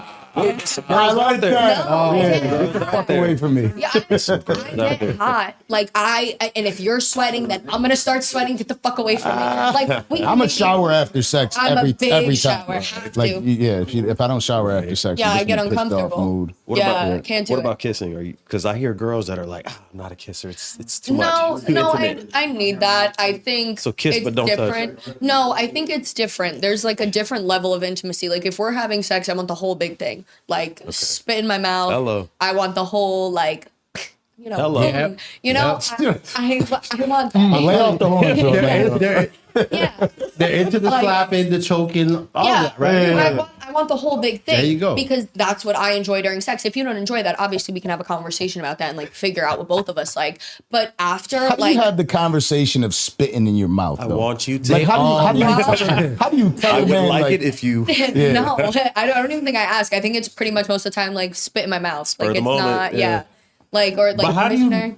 Okay, but hold You on. don't ask. No, let's go there. You do it with I think confidence. it's directive. But imagine Directive. imagine saying spit in my mouth and the spit never comes, and you're just kind of like. I had someone say, huh? And I was like, spit in my, I fucked around and I was like, with somebody who was a little bit younger. And I think I was definitely, Train and them I was up. like trying to train a them up. dog. Yeah. And we were together and I looked at him and I was like, spit in my mouth. And he looked at me and he went, huh? And I was like, spit in my mouth. And he was like, huh? And I was like, are you not fucking hearing me? Like, what? Hurry up. Do you not understand? And then I just let it go. And he was like, so I just had a question. Are you into that? Like, I really shook don't know. after that. And that's when she was like, stop being a pussy. Yeah, I was like, yeah. But like, This is why I love Orlando. Yeah. That's why I love it. but it's the truth because what am I gonna say? If I enjoy something and you don't enjoy it, we have to have another discussion about how sex is gonna work, if it's gonna work at all. Because if the sex is trash, I can't stay. Like I'm not going through a training phase. Come pre-horde, slut it out, have your phase over, know what you're doing, know where a clit is. Like I'm not training It's like somebody. rookie hour. Come Yeah, on. this isn't rookie. You'll Amateur be a hour. bench player again. Like I will put you right back on the bench, and I'll put my starting five back up there. Like you got to be honest. Like, do you really want to do that? Like, if you're with a woman, you want to like teach her how to give a blowjob? Nah, man. If you with a baddie, you gotta fuck her like a baddie, bro. Like, Yeah. it's But I've true. had guys get nervous. But I've also treated guys like shit during sex too. I traveled and I was overseas to see a guy who's a soccer player. And I thought it was going to be great. Like, he just had this look about him an athlete. that it was going to be like stamina and drive and like real good. And I get there and it wasn't what I was expecting at all. And I could not get a nut off for like 3 or 4 days. So now I'm getting angry. We're having sex. He's not doing his job. I'm trying to direct him. He's not getting it. And the one day it just got to the point where I looked at him. He had come back from practice. And I'm like, you need to fuck me like right now. So I finished and I looked at him. I said, get off. And he was like, what? I said, get off me. And he looked at me. He was like, what do you mean I didn't finish? I said, yeah, welcome to what I've dealt with for the last 3 days. Go in the shower, jerk it off. I don't know what to tell you, but I'm done so you can get off me now. And that was probably, I think I left the next day. Poor and guy that was it. won the game. You gotta have that Yeah. insane and lost drive. at the game. Yeah. I was like, I'm Soon trying to we'll get have on that available for purchase. Danza Project, insane drive. You gotta stay in your lane. You feel me? Yeah. Little plug. But yeah, that is like that's a little bit. That's tough for men that aren't ready for that life. Yeah. Like, like this soccer player is devastated right now that you just said that. Should we edit that out? Imagine. No one's gonna know. No names, no teams. Yeah, it's It'll be okay. all right. You know what I mean? He thought But, he Not had a any- cuddler. He thought So- he Yeah. Yeah, No, yeah, he was yeah. also not a cuddler. It worked out well. yeah. So, no limits when it comes to sex with a man. Yeah, I think there's a certain line, like, do not fucking choke me out to the point where I'm seeing stars and I can't breathe. And I'm like, hey, red flag, like, what's our safe word? I can't handle this. But I also came from a relationship with somebody I don't think I ever had a good relationship with sex. Like, I lost my virginity at 14 to somebody who was 19, and that should have never happened. And then the next time I had sex, it was 15, and again, somebody who was like 19 or 20. And I didn't really... All going to jail. Yeah, literally all of that. And it shouldn't have happened. Do I regret it? Would I cry, that it was a big issue at the time and I felt some type of way? No, it was a choice that I made. Like, this is what I wanted to do. Word. Did I have that like lovey-dovey sexual moment with somebody where it's like stars and this is my first love? No, but that also I think contributes to a lot of why I am the way I am with sex now. I came from a relationship that was definitely more sexually abusive. The last relationship that I had that, was that long-term relationship was very much, I didn't really have a choice about some of the things that would happen. So he would tell me like, you haven't been listening, you need to be punished. And it's not like a sexy, like, Fuck were you dating a Christian? yeah, but to a certain extent, that's what it kind of started off as. And then it became physical abuse where like he would wail on, like, to the point where I'm like crying and he just doesn't see an issue with it. And, there had to be conversations had because one of the times my entire face was busted up. Yeah. I had bruises from my chin all the way into my ear and then completely underneath, my whole jawline. And when you come from a relationship like that. So he was wilding out. Yeah, he was wilding out. Not him. Let's not imagine that becomes like a fucking quick snippet, and then people think Nick Cannon is the one that's been beating on me. No. Yeah, let's not do that. No. Nick is great. Not about him. So my ex at the time, we just did not have. He put me onto a lot of things, and he made it seem as though it was done in a loving manner, and he would do it in a way where it was really aggressive, and he'd be like, "But I love you, right?" And like, I really care about you, right? And like, I got you, right? And then just bow. And like, you're like, oh, okay. That's crazy. Yeah, that is kind of crazy. But then again, I have a feeling Orlando's seen this in a few of the porns. Now, but that's the thing. Like, you experience it. It is what it is. I went through it. It sucked. I didn't realize until after the fact, like more recently, kind of what was going on. And that behavior isn't acceptable. And I had a conversation with him, like, you can't hit me this hard. Like, you can't do this. And, he didn't see a problem with it. And that's fine. That's on him. But what I can do is choose to not be in that relationship and not subject myself to that. But yeah, do I like being, tossed around in bed? Of course. Do I like foreplay? Absolutely. Do I think, sex has to be the same thing over and over again? No, I like mixing it up. I think that's what keeps a relationship, spicy and interesting. But I think when you have different sexual experiences, it definitely affects what you like and what you cater to later on, what you're used to. Somebody who's always used to having vanilla sex is only going to expect vanilla sex. And then all of a sudden you get, rainbow sprinkles, whipped cream, and like chocolate fudge on it. And you're like, whoa. Hold on, what's going on here? The whole shit. that's what happened to the kid when you're like spit in my mouth. He's Yeah, like, he's like, yeah, exactly. He was only used to one thing, and now I'm asking for something else. And now we have to have a conversation with what he's okay with, what I'm okay with, and like what's actually going to happen if he's never done that before. I'm not going to pressure somebody to do something they don't want to do. So celibate, 2 months. Is this by choice or is it just because you're like, I'm fucking done with men right It's now? a combination, if I'm being honest. Celibate meaning no fun with toys or just celibate? I was so depressed for a while, I wasn't even using a toy. Like, that's how I know I'm down bad. Like, when the sex drive is like totally Just don't gone. even- Yeah, I'm just like, God, this sucks. And then I finally like broke that little issue. But celibate as in no male contact. No male intimate contact, rather. I mean, am I swearing off all men? Obviously not. I'm sitting here on a podcast with you guys. Like, we're having a conversation. I'm not self-isolating. But in terms of sexual contact, no, nothing. Is it eye-opening? Yeah, to the fact that I definitely make very poor choices when I'm in this like mental state of, I need sex. But I'm also trying to pull that back and make better choices and not do things just because I'm horny. Which again, maybe some girls will admit maybe guys will admit it. I know guys admit it a lot of times, but I think for women, you know, you don't really speak about it a lot, or you don't really taboo. hear women speaking about it It's a lot. taboo to speak Yeah. on that. And But- even have that perspective is a Yeah. little taboo. My friends already know. I give them a heads up. Hey, by the way, we're at that 2-week mark. You better be on my ass even because I'm fucking gonna make a nobody. bad choice. Oh shit. But they know, Yeah. and they'll remind me, hey, no, this is not what you want. You're gonna regret this later. Don't do this. And they're really good at keeping me on track. They know sometimes I don't listen anyway, but I've been really good for the last 2 months. So women not that fucking like anyone. aggressive sex, Yeah. what from my experience, women that like aggressive sex are squirters. Jesus. I can do it. It's a perfect fact. Yes. I can do it. Yes. Win for Team Alisa. Wait, there's a correlation there though? There's I I don't know just if there's feel a like correlation, the women that sex I've drive. been with that just have that insane drive, right? They Mm-hmm. just I concur. I think it comes with practice, though. Like, I didn't know I could do it until I tried myself. And I think you also have to be comfortable with your own body. Like, if we're talking about, you know, your sexual There's a skill. experiences, you have to be able to like know your own body before you allow somebody else to know your body too, and like what you like. So I knew I could do it before.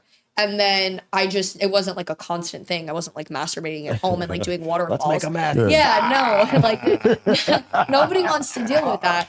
There's no, the truly. Kato That's true, because I'd be like, spread at your house. Don't come to Fucking my house. Don't fuck up my real shit. And then again, a lot of the times, guys don't have an extra set of sheets. Women normally have an extra set. Men normally don't. So now, who's sleeping on the wet side? Yeah, Like, you is know. a serious question. So I knew I could do it before. I hadn't done it with a guy. I like didn't know if I just wasn't comfortable. And then I had, and again with my relationship with my ex, I think I was at a very comfortable point where I was able to do it more frequently. No, it's an ill party trick. Yeah, it's a super Be able to dope whip party that out trick. when you know what, today's a good day. Yeah, or just like a nice surprise. who is this Yeah. guy? Make my day, baby. A gift Like, after arguing, It's right? We Orlando's talked about favorite fight. He's shitty been gifts. pressing the horn for the Listen, last yeah. 10 minutes. if I'm Oh, a yeah. soccer player and I came home from a great or bad practice, waterworks. We having a good day. I need This is what it. make you feel I like a need it. man. Has I need it. has a man ever been grossed out by it? No, I've never had an I experience. know a lot of men that just don't like it. I've heard a lot of men say they don't like it. But I'm a fan. Yeah, I feel like the guys that I I am deal a with fucking fan. usually are Damn fans near of it. fucking gross when it comes to that. Yeah, but I feel like good sex is sometimes is a little gross. Yeah. You know? Oh, The first time it Sloppy. happened, Yeah. What was your the first, first time? time it happened, I snuck into a dorm. This girl's on top of me. We're fucking aggressive. hey. And she just jumped off right after. And my thought was, I swear to God, I was like, what the, this is the real thought that went through my mind. What the fuck did this bitch just do? Because it be Period. warm as fuck. Yeah, right? no, I'm just kind of like looking down like, what the fuck? This bitch just pee on me? You know what I mean? Like that's it. That's what it was. First and off- she got up and Yeah. walked off. So there's no explanation. She was obviously embarrassed. So I'm like, she fucking peed on me. What the fuck is this? I was pissed. Yeah, don't get Literally. me wrong. I've had some like not awkward sexual encounters. I was receiving head and I didn't realize I was getting my period. And Shout out to Yeah. Landon. yeah. Landon's like, I like my beard red.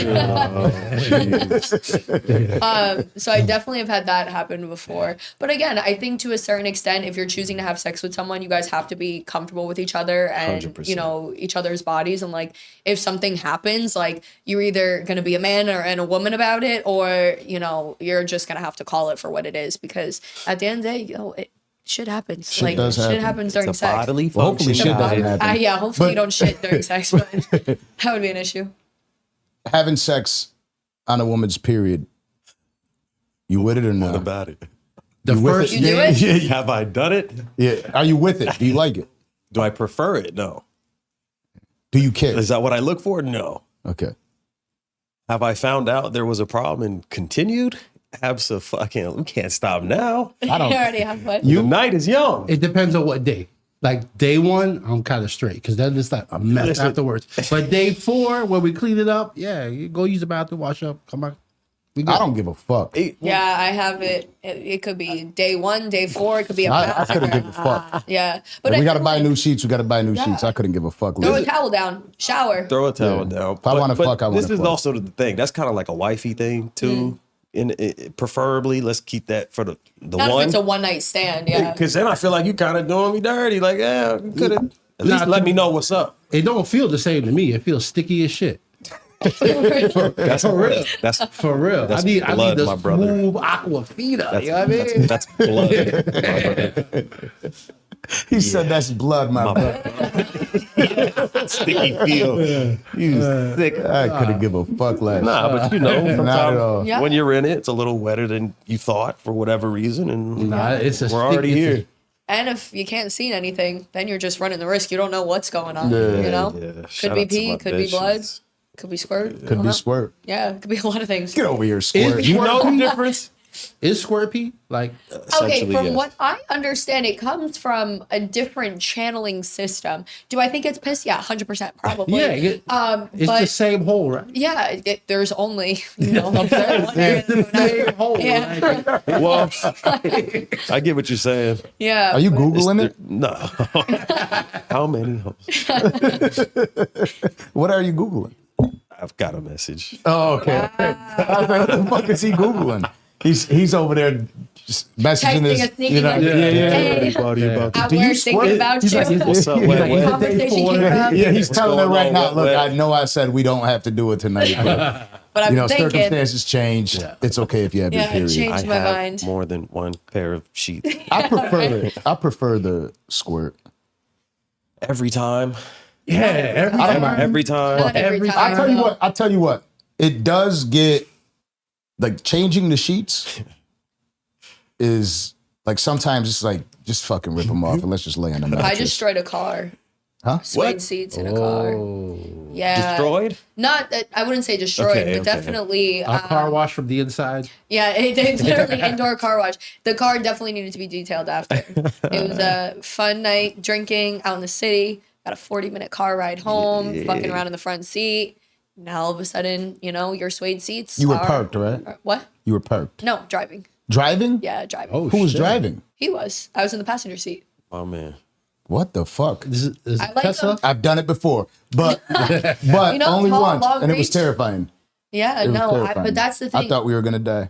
I I was willing to die for that pussy. You when know what I'm saying? I could probably say that. 40 hours. like when I drink, I have no sense of danger in the car. If I'm with my man, it's like, Let's take a shot today. Not wrong. you're You're not wrong. hey, trying to reach over, trying to fuck with him, see like, can he control himself enough to get us home safely? Again, it's a fucked up way to think. Are you a PDA type of person? Depends. I think it depends on circumstances and situation. If we are at, let's say I bring you to a job function and you're there supporting me at work, do not be all over me. Like this is not the time or place Read the to room. assert your dominance. If we're at the club, yeah, sure. But like, I don't need you tonguing me down in the middle of a section in front. Like, you know, I think there's a difference between like classy PDA and just like, what the fuck is wrong with you? Yeah. I was at a club here.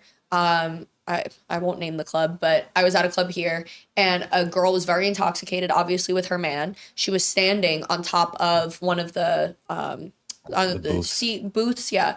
And her man was sitting on the booth and he had his whole hand up her dress, finger blasting her in the section, right out in the open. And for me, that's like, what the fuck are you doing? Like, what's wrong with you? We're in the middle of the club. It's 2:30. I'm directly across from you, and this is what I got to look at, like, as I'm taking a shot. I see. You know, I think, and granted, that's like extreme circumstance, but I think there's a way to be classy about it. But there's a certain kink to it. Like, not just public displays of affection, for those who don't know what PDA is, but sex in public I've had and sex sexual in public. acts in public. There's something to that. Yeah, a I've little had bit of sex in excitement, public. a little bit of this, a little bit of that. Let's go around this. You know what I mean? Yeah, I've had sex in the woods. I've had sex on a abandoned playground.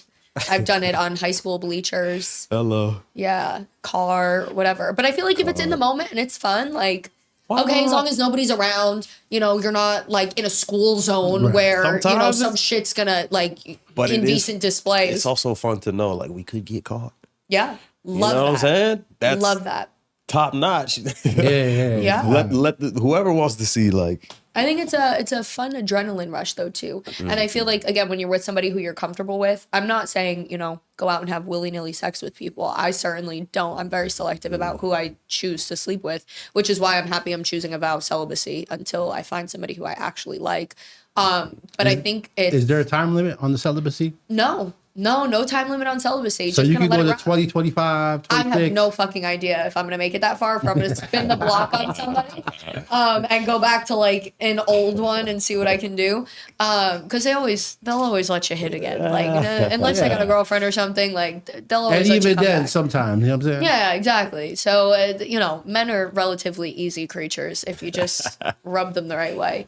No pun intended, but fully. Hello. Yeah. You definitely have the power in your hand. Yeah, You definitely literally in have your the hand, power pun in your intended. hands. Hello. But I think having that connection with somebody where you trust the person, be like, oh, we could get caught right now, and like, I know we're gonna be good. Like, we can get this out real quick right here. I think that's fun. That's enticing. Again, keeps in my mind a relationship entertaining and like not Absolutely. boring. You're like giving a person a reason to be excited again about the relationship. I think sex is fundamental. Absolutely. But having it every day, I think you did say one of your requirements is sex Yeah. every day, and maybe not literally 24, No, 7 not days a week, 17 52 times. weeks. Yeah, exactly. Nah, I feel you. To me, that ain't too much. You wake up in the morning around 6 a.m. when the cock start crowing, and you know what I mean? Cock start I crowing. can't do morning sex. I am not a morning sex person. Honest to God, I've maybe had it a handful of times. I don't like it. For real? Why? What is that? I'm half awake. Like, I haven't brushed my teeth yet. Like, your Is it- dick is is it in a- my back. Like, there's no foreplay. You're horny. You just want to stick it in. I know I'm just waking up. I need my gears going a little bit. Those are prime Like- squirt hours, like in the Yeah. morning. Yeah, because know you what still I'm have a saying? full bladder from Yeah. the day before. That's Yeah. a terrible choice. Well, I mean, but if we had the night before and then we just kind of wake up and we still feeling like, But yeah, That's I've had it where I've woken up like no bullshit, like wet dream, and had someone, hello. hey, you, can you wake up really quick? And that's been super fun. But in terms of like, if I have shit to do and it's 9 a.m. and I'm already running late and, I have X, Y, and Z, I have to go to work, I have to run errands, I have to pay bills, like I got shit going on. 9 a.m. first thing in the morning before I've had a cup of coffee, I'm not interested in having you jam it in from behind and like do like some bullshit fuck just to like, if you full on need that, okay, fine, I'll be a supportive partner and like I can negotiate, like, okay, we can do this like maybe once a week, but outside of that, no, I'm like an afternoon nighttime person. It's not I don't feel pretty right now thing. It's just like I'm not ready, like I'm barely awake and you want to shove it in. Yeah. I like clean sex. Yeah? Yeah, like go wash your ass. Yeah, like I mean, shower. Get clean. Yeah. Hell So yeah. here's another interesting question. We have Bobby Schmurd up here. All right. It's probably our first like graphic conversation, Yeah, he's a wild boy. and he was talking about Justina too. and we were talking about eating ass. Did you point And at the you didn't room- point at me, right? And the room goes silent. Who's speaking up first? We spoke up. I remember that conversation. Clean your ass. Yeah. Just clean your ass. Yeah, But I mean, yeah. and I'm totally okay with it. Whatever it is with a girl, I'm okay with eating that ass. No problem at all. Freaky's freaky. I'm not a fan. Yeah. You're not a fan? I'm not a fan. Of giving or receiving. Nothing. Oh. Yeah. Good question. Yeah, nothing. Leave the ass alone, man. You shit out of there. Well, Listen, man. Not all.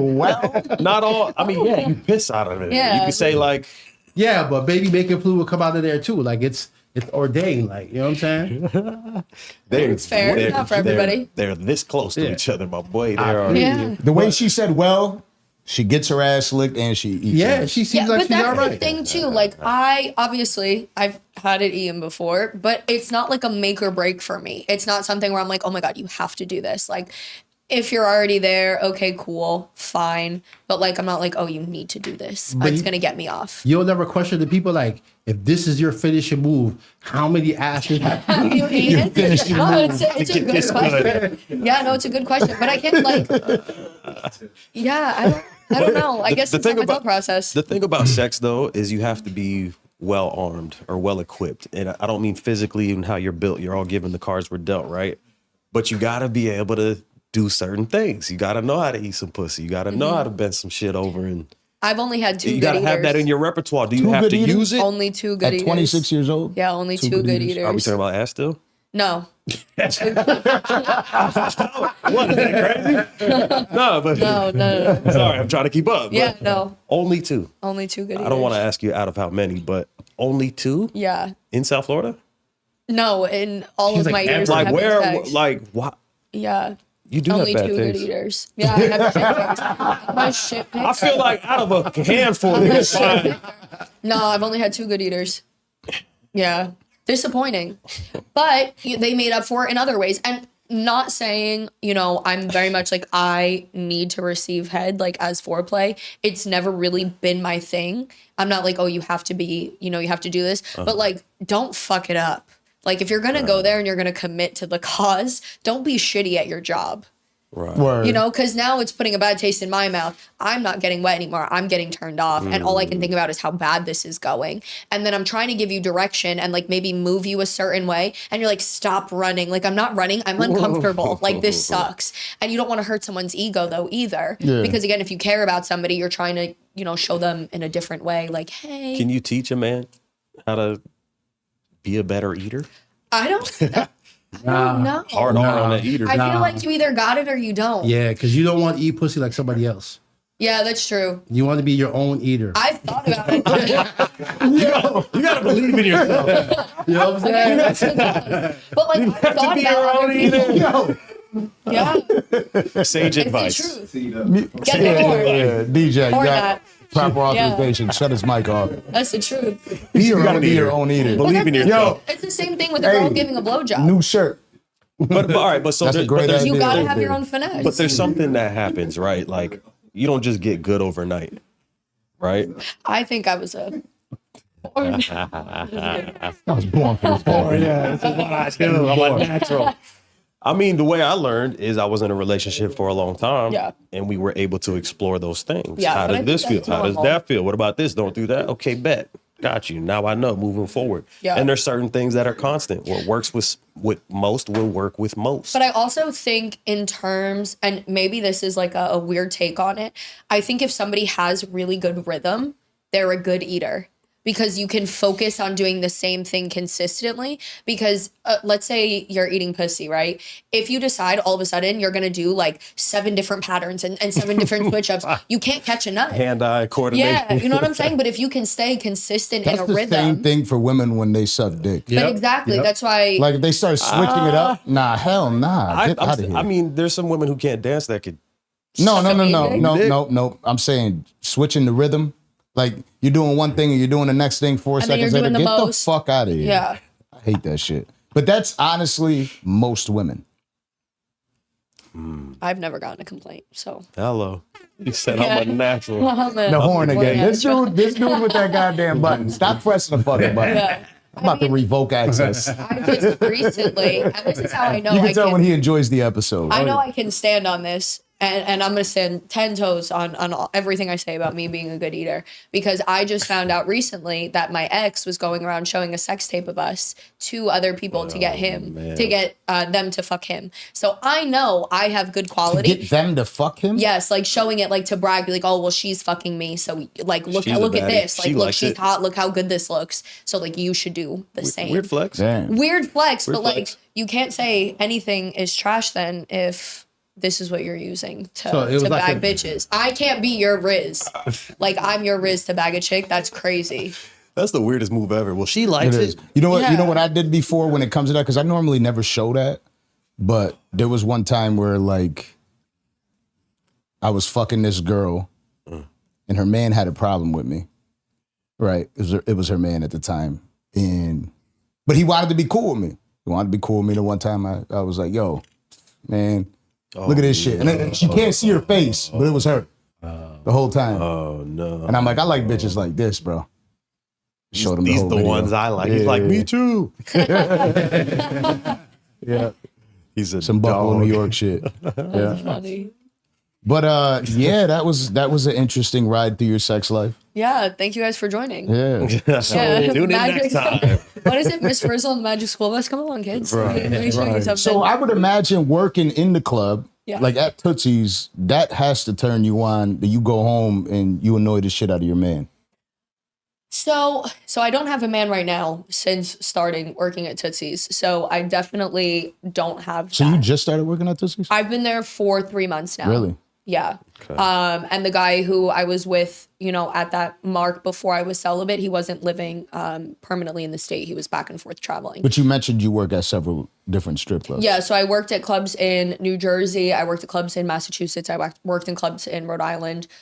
So I bounced around a lot, depending on where I was at the time, whether it was college, law school, whatever. I somehow always ended up in a club, mostly because I realized the money was so much better than working in a regular club. People are giving you money because you're beautiful. They like having a conversation with you. It's the truth. There would be nights where I would come in for a shift and a customer, let's say, who normally came in at night would be like, oh, so sorry I'm missing you. I have a friend's birthday party tonight. I hope you have a good night. Here's $200. Right. Like, so sorry I couldn't sit with you today.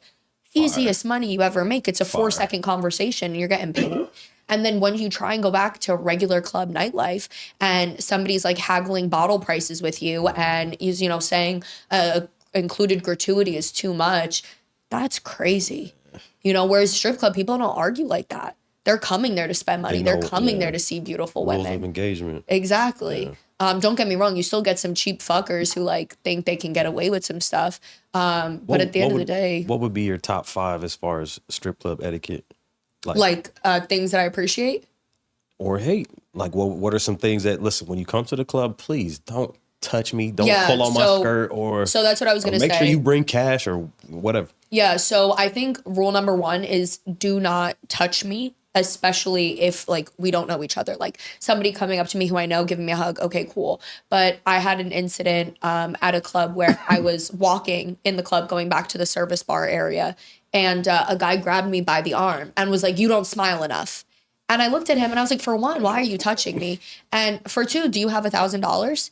And he looked at me and he was like, yeah, I have more than $1,000. I said, great, so you can give it to me and then I'll start smiling because right now you're fucking touching me and I don't know you. So you want me to smile, pay up, and then we could smile. He's like, well, I don't do that. Okay, so then get your fucking hands off me. Was he Spanish? No, white guy. Spanish people be touching the fuck out of people. I'm not gonna white lie. guy. But they just got no boundaries. Yeah, You know what I mean? And again, we're in a strip club, so I think it's different rules for different positions in the club. Like as a waitress, do not grope me. Not saying it's acceptable for them to grope strippers, but I think there's a different level of interaction with a dancer as opposed to with a waitress. Do you get mistaken for being a stripper? I've not been mistaken, but I've been asked if I can give lap dances or massages. Like they'll know I'm a waitress, but they'll ask if there's any rules that can be bent. Yeah. I've been asked if I can be bought out. Some clubs allow waitresses or dancers to be bought out for the night where there's a set price that you negotiate with the club that allows you to then leave or just hang out with this person for the night instead of working. Tootsies does not allow that. So obviously no, but a few other clubs that I've worked at, yeah, you can be bought out. And listen, people pay hefty prices. I've had girls, get paid, $20,000, $30,000 to leave with somebody or to just hang out with them for the rest of the night. Dinner and a heat game. Yeah. Dinner and a heat game. Diddy did it. It's crazy. Did he do it? For sure. Yeah, it's a very interesting, fast-paced cycle that you can easily get sucked up into.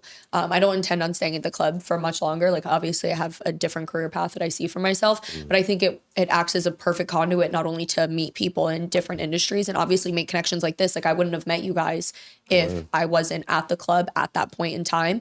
But in terms of where I see myself in the next year, no, you will not see me in a bodysuit with my titties out serving cocktails until 6 o'clock in the morning.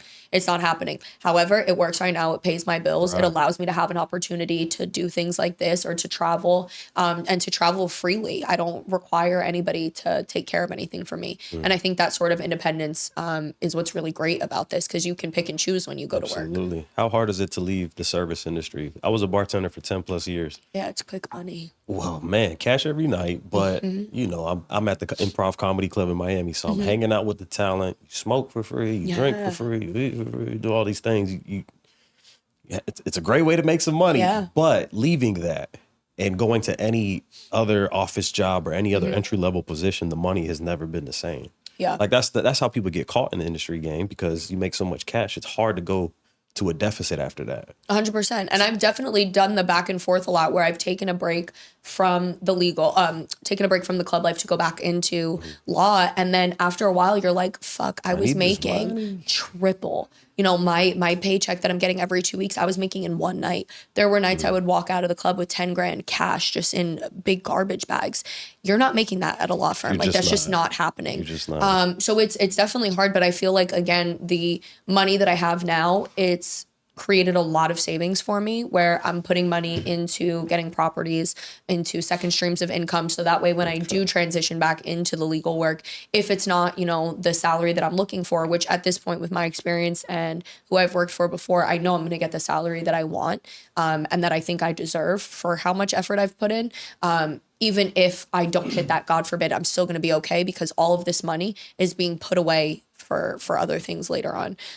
So I think at some point you have to give this life up because it doesn't work for a family. It doesn't work for kids. Like, what is your kid going to say? Oh yeah, my mommy works at a strip club and she's a lawyer. Like, I don't want that.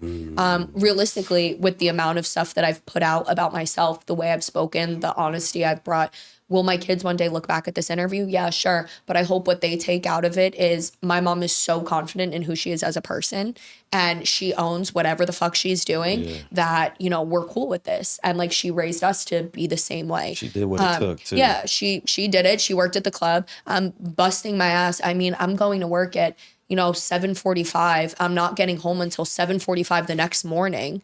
And then I'm doing that same schedule for days in a row. And I'm still putting in time to study for the bar exam for Florida because obviously moving states, I have to take the exam here. I'm still putting in time to potentially consider getting my PhD and to look into real estate and look into different avenues or different streams of income because I want my kids to be set up better. And I think that's kind of the whole point, what my parents gave to us. We're giving you an education, do something with it. And they made sure that our life was better than theirs. I want to make sure my kids' life is better than mine. And I don't want them to have to work like 2-3 jobs like what I've done to make sure I have money for myself. I want them to be like, okay, I'm going to take this and I'm going to run with it and I'm going to put my heart and soul into it. And if it doesn't work, hey, my parents support me, cool. But if not, like my mom did it, I can do it too.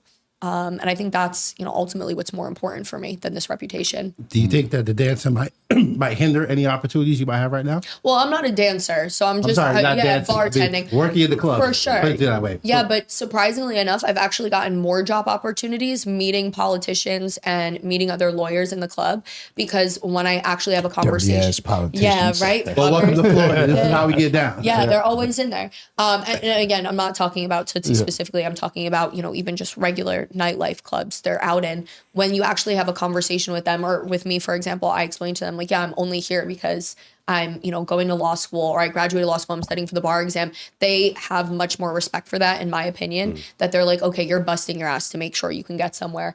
And yeah, you're beautiful. I get it. But I would love to see a resume. Like I might have a good fit for you somewhere.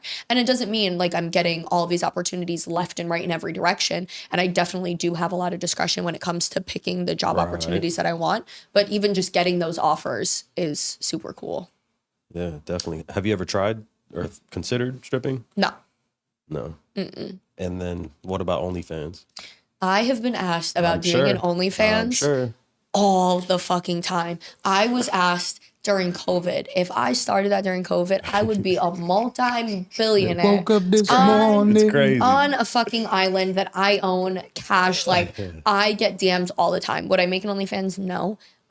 Nothing against it. Like 100%. If you want to do it, that's fine. Just like if you want to do porn, totally up to you. But I think for myself, my career and where I see myself, I just don't want that. Yeah. I think that's a good decision. Should I be telling some of the younger guests that we have that in the future, it's only going to be 2 types of females. People who did OnlyFans and people who didn't. And then if you don't have that on your resume, people can never look it up. Is this your mom? Yeah, right? Is this her?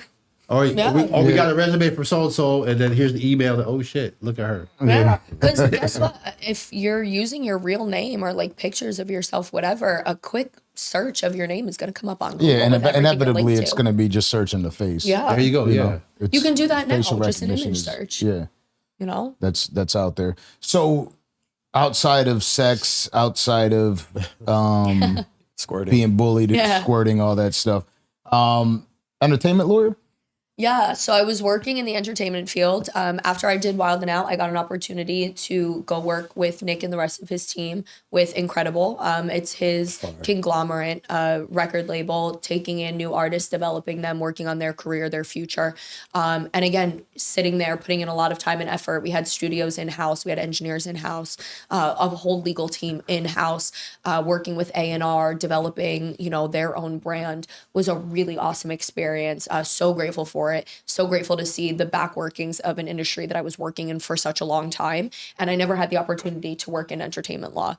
I ultimately left, not because of anything happening, but just solely on the principle that I just don't think it's the right fit for me.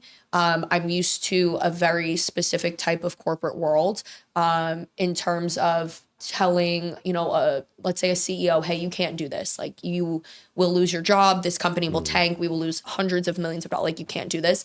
They tend to listen. When you're dealing with someone in the entertainment industry, there's a lot of pushback because sometimes they can't see the perspective that you're coming from because this is their dream, their life, their reality. And I think that's really hard. I think the people who do it have a personality for it. I've worked with some incredible attorneys through, again, the opportunity with Nick and to work with Incredible.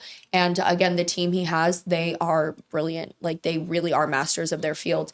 And I just realized, like, not only did I really not think entertainment was for me, but I also really wasn't happy living in California. And I think with that, kind of paired together, I just don't think I had a good go at it. If I was doing that job maybe here in Miami, I would be like, oh, this is the best thing ever. Like, I'm so happy. I love the people I work with, which is the truth. I just didn't like where I was. And I think that contributed. Yeah, so I was talking about an entertainment lawyer, and I'm like, hey, I think I might have found one. And DJ says, you shut the fuck up. So, I'll find your entertainment lawyer for you. And I was like, no, I think I got a good one. So DJ, Yeah.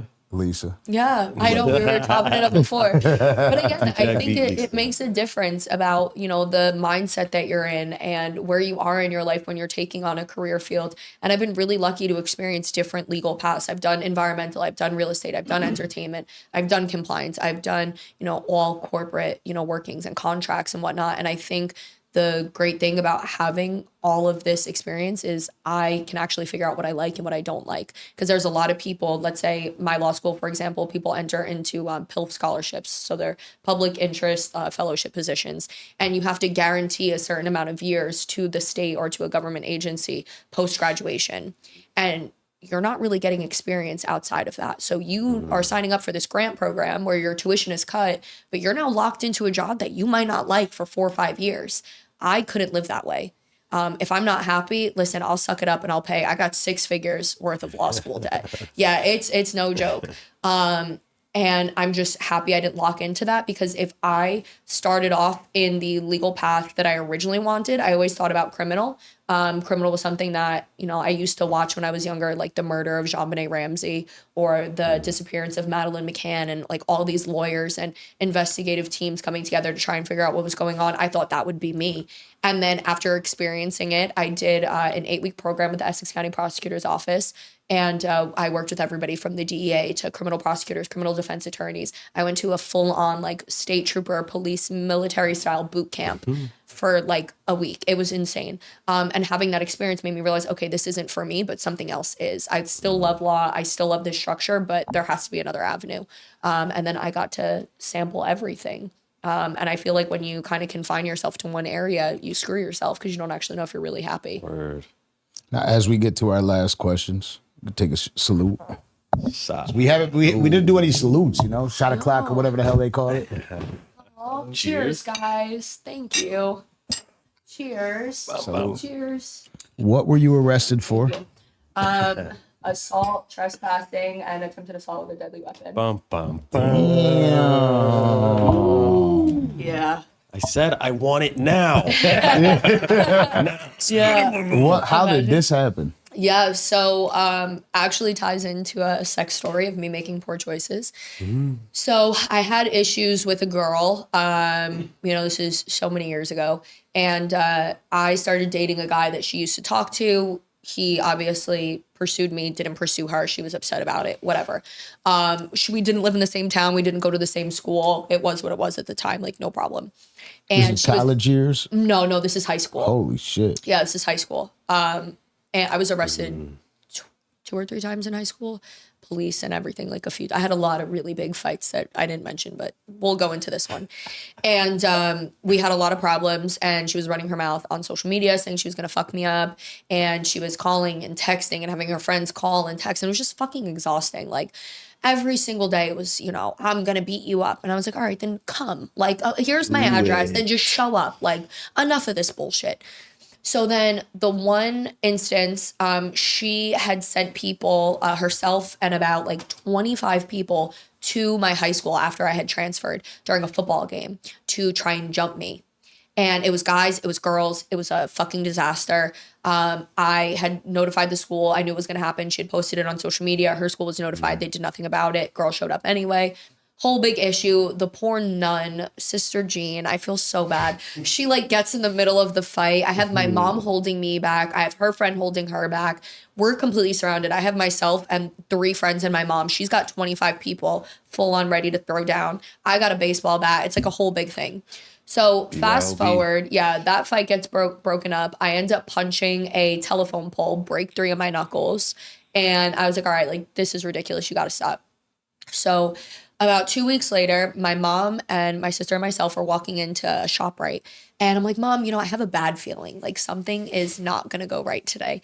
And I feel it. And she was like, Alisa. Woman's intuition. Yeah. She was like, Alisa, don't talk that way. Everything's going to be fine. So we get in, we do our food shopping. She's like, see, no worries. So we're sitting there at the checkout line and we're reading one of those like smut magazines, like those People, whatever, like True. Yeah. Right. And we're sitting there and we're looking and all we hear is, oh, that's that fucking whore. And my mom and I are like, oh my God, who's the fucking whore? Like, that's so juicy. Like, I wonder what's going on. Me, I'm the whore. Yeah. And we're like still flipping through the magazine. And it was, yeah, fuck that dumb bitch. She's with so-and-so.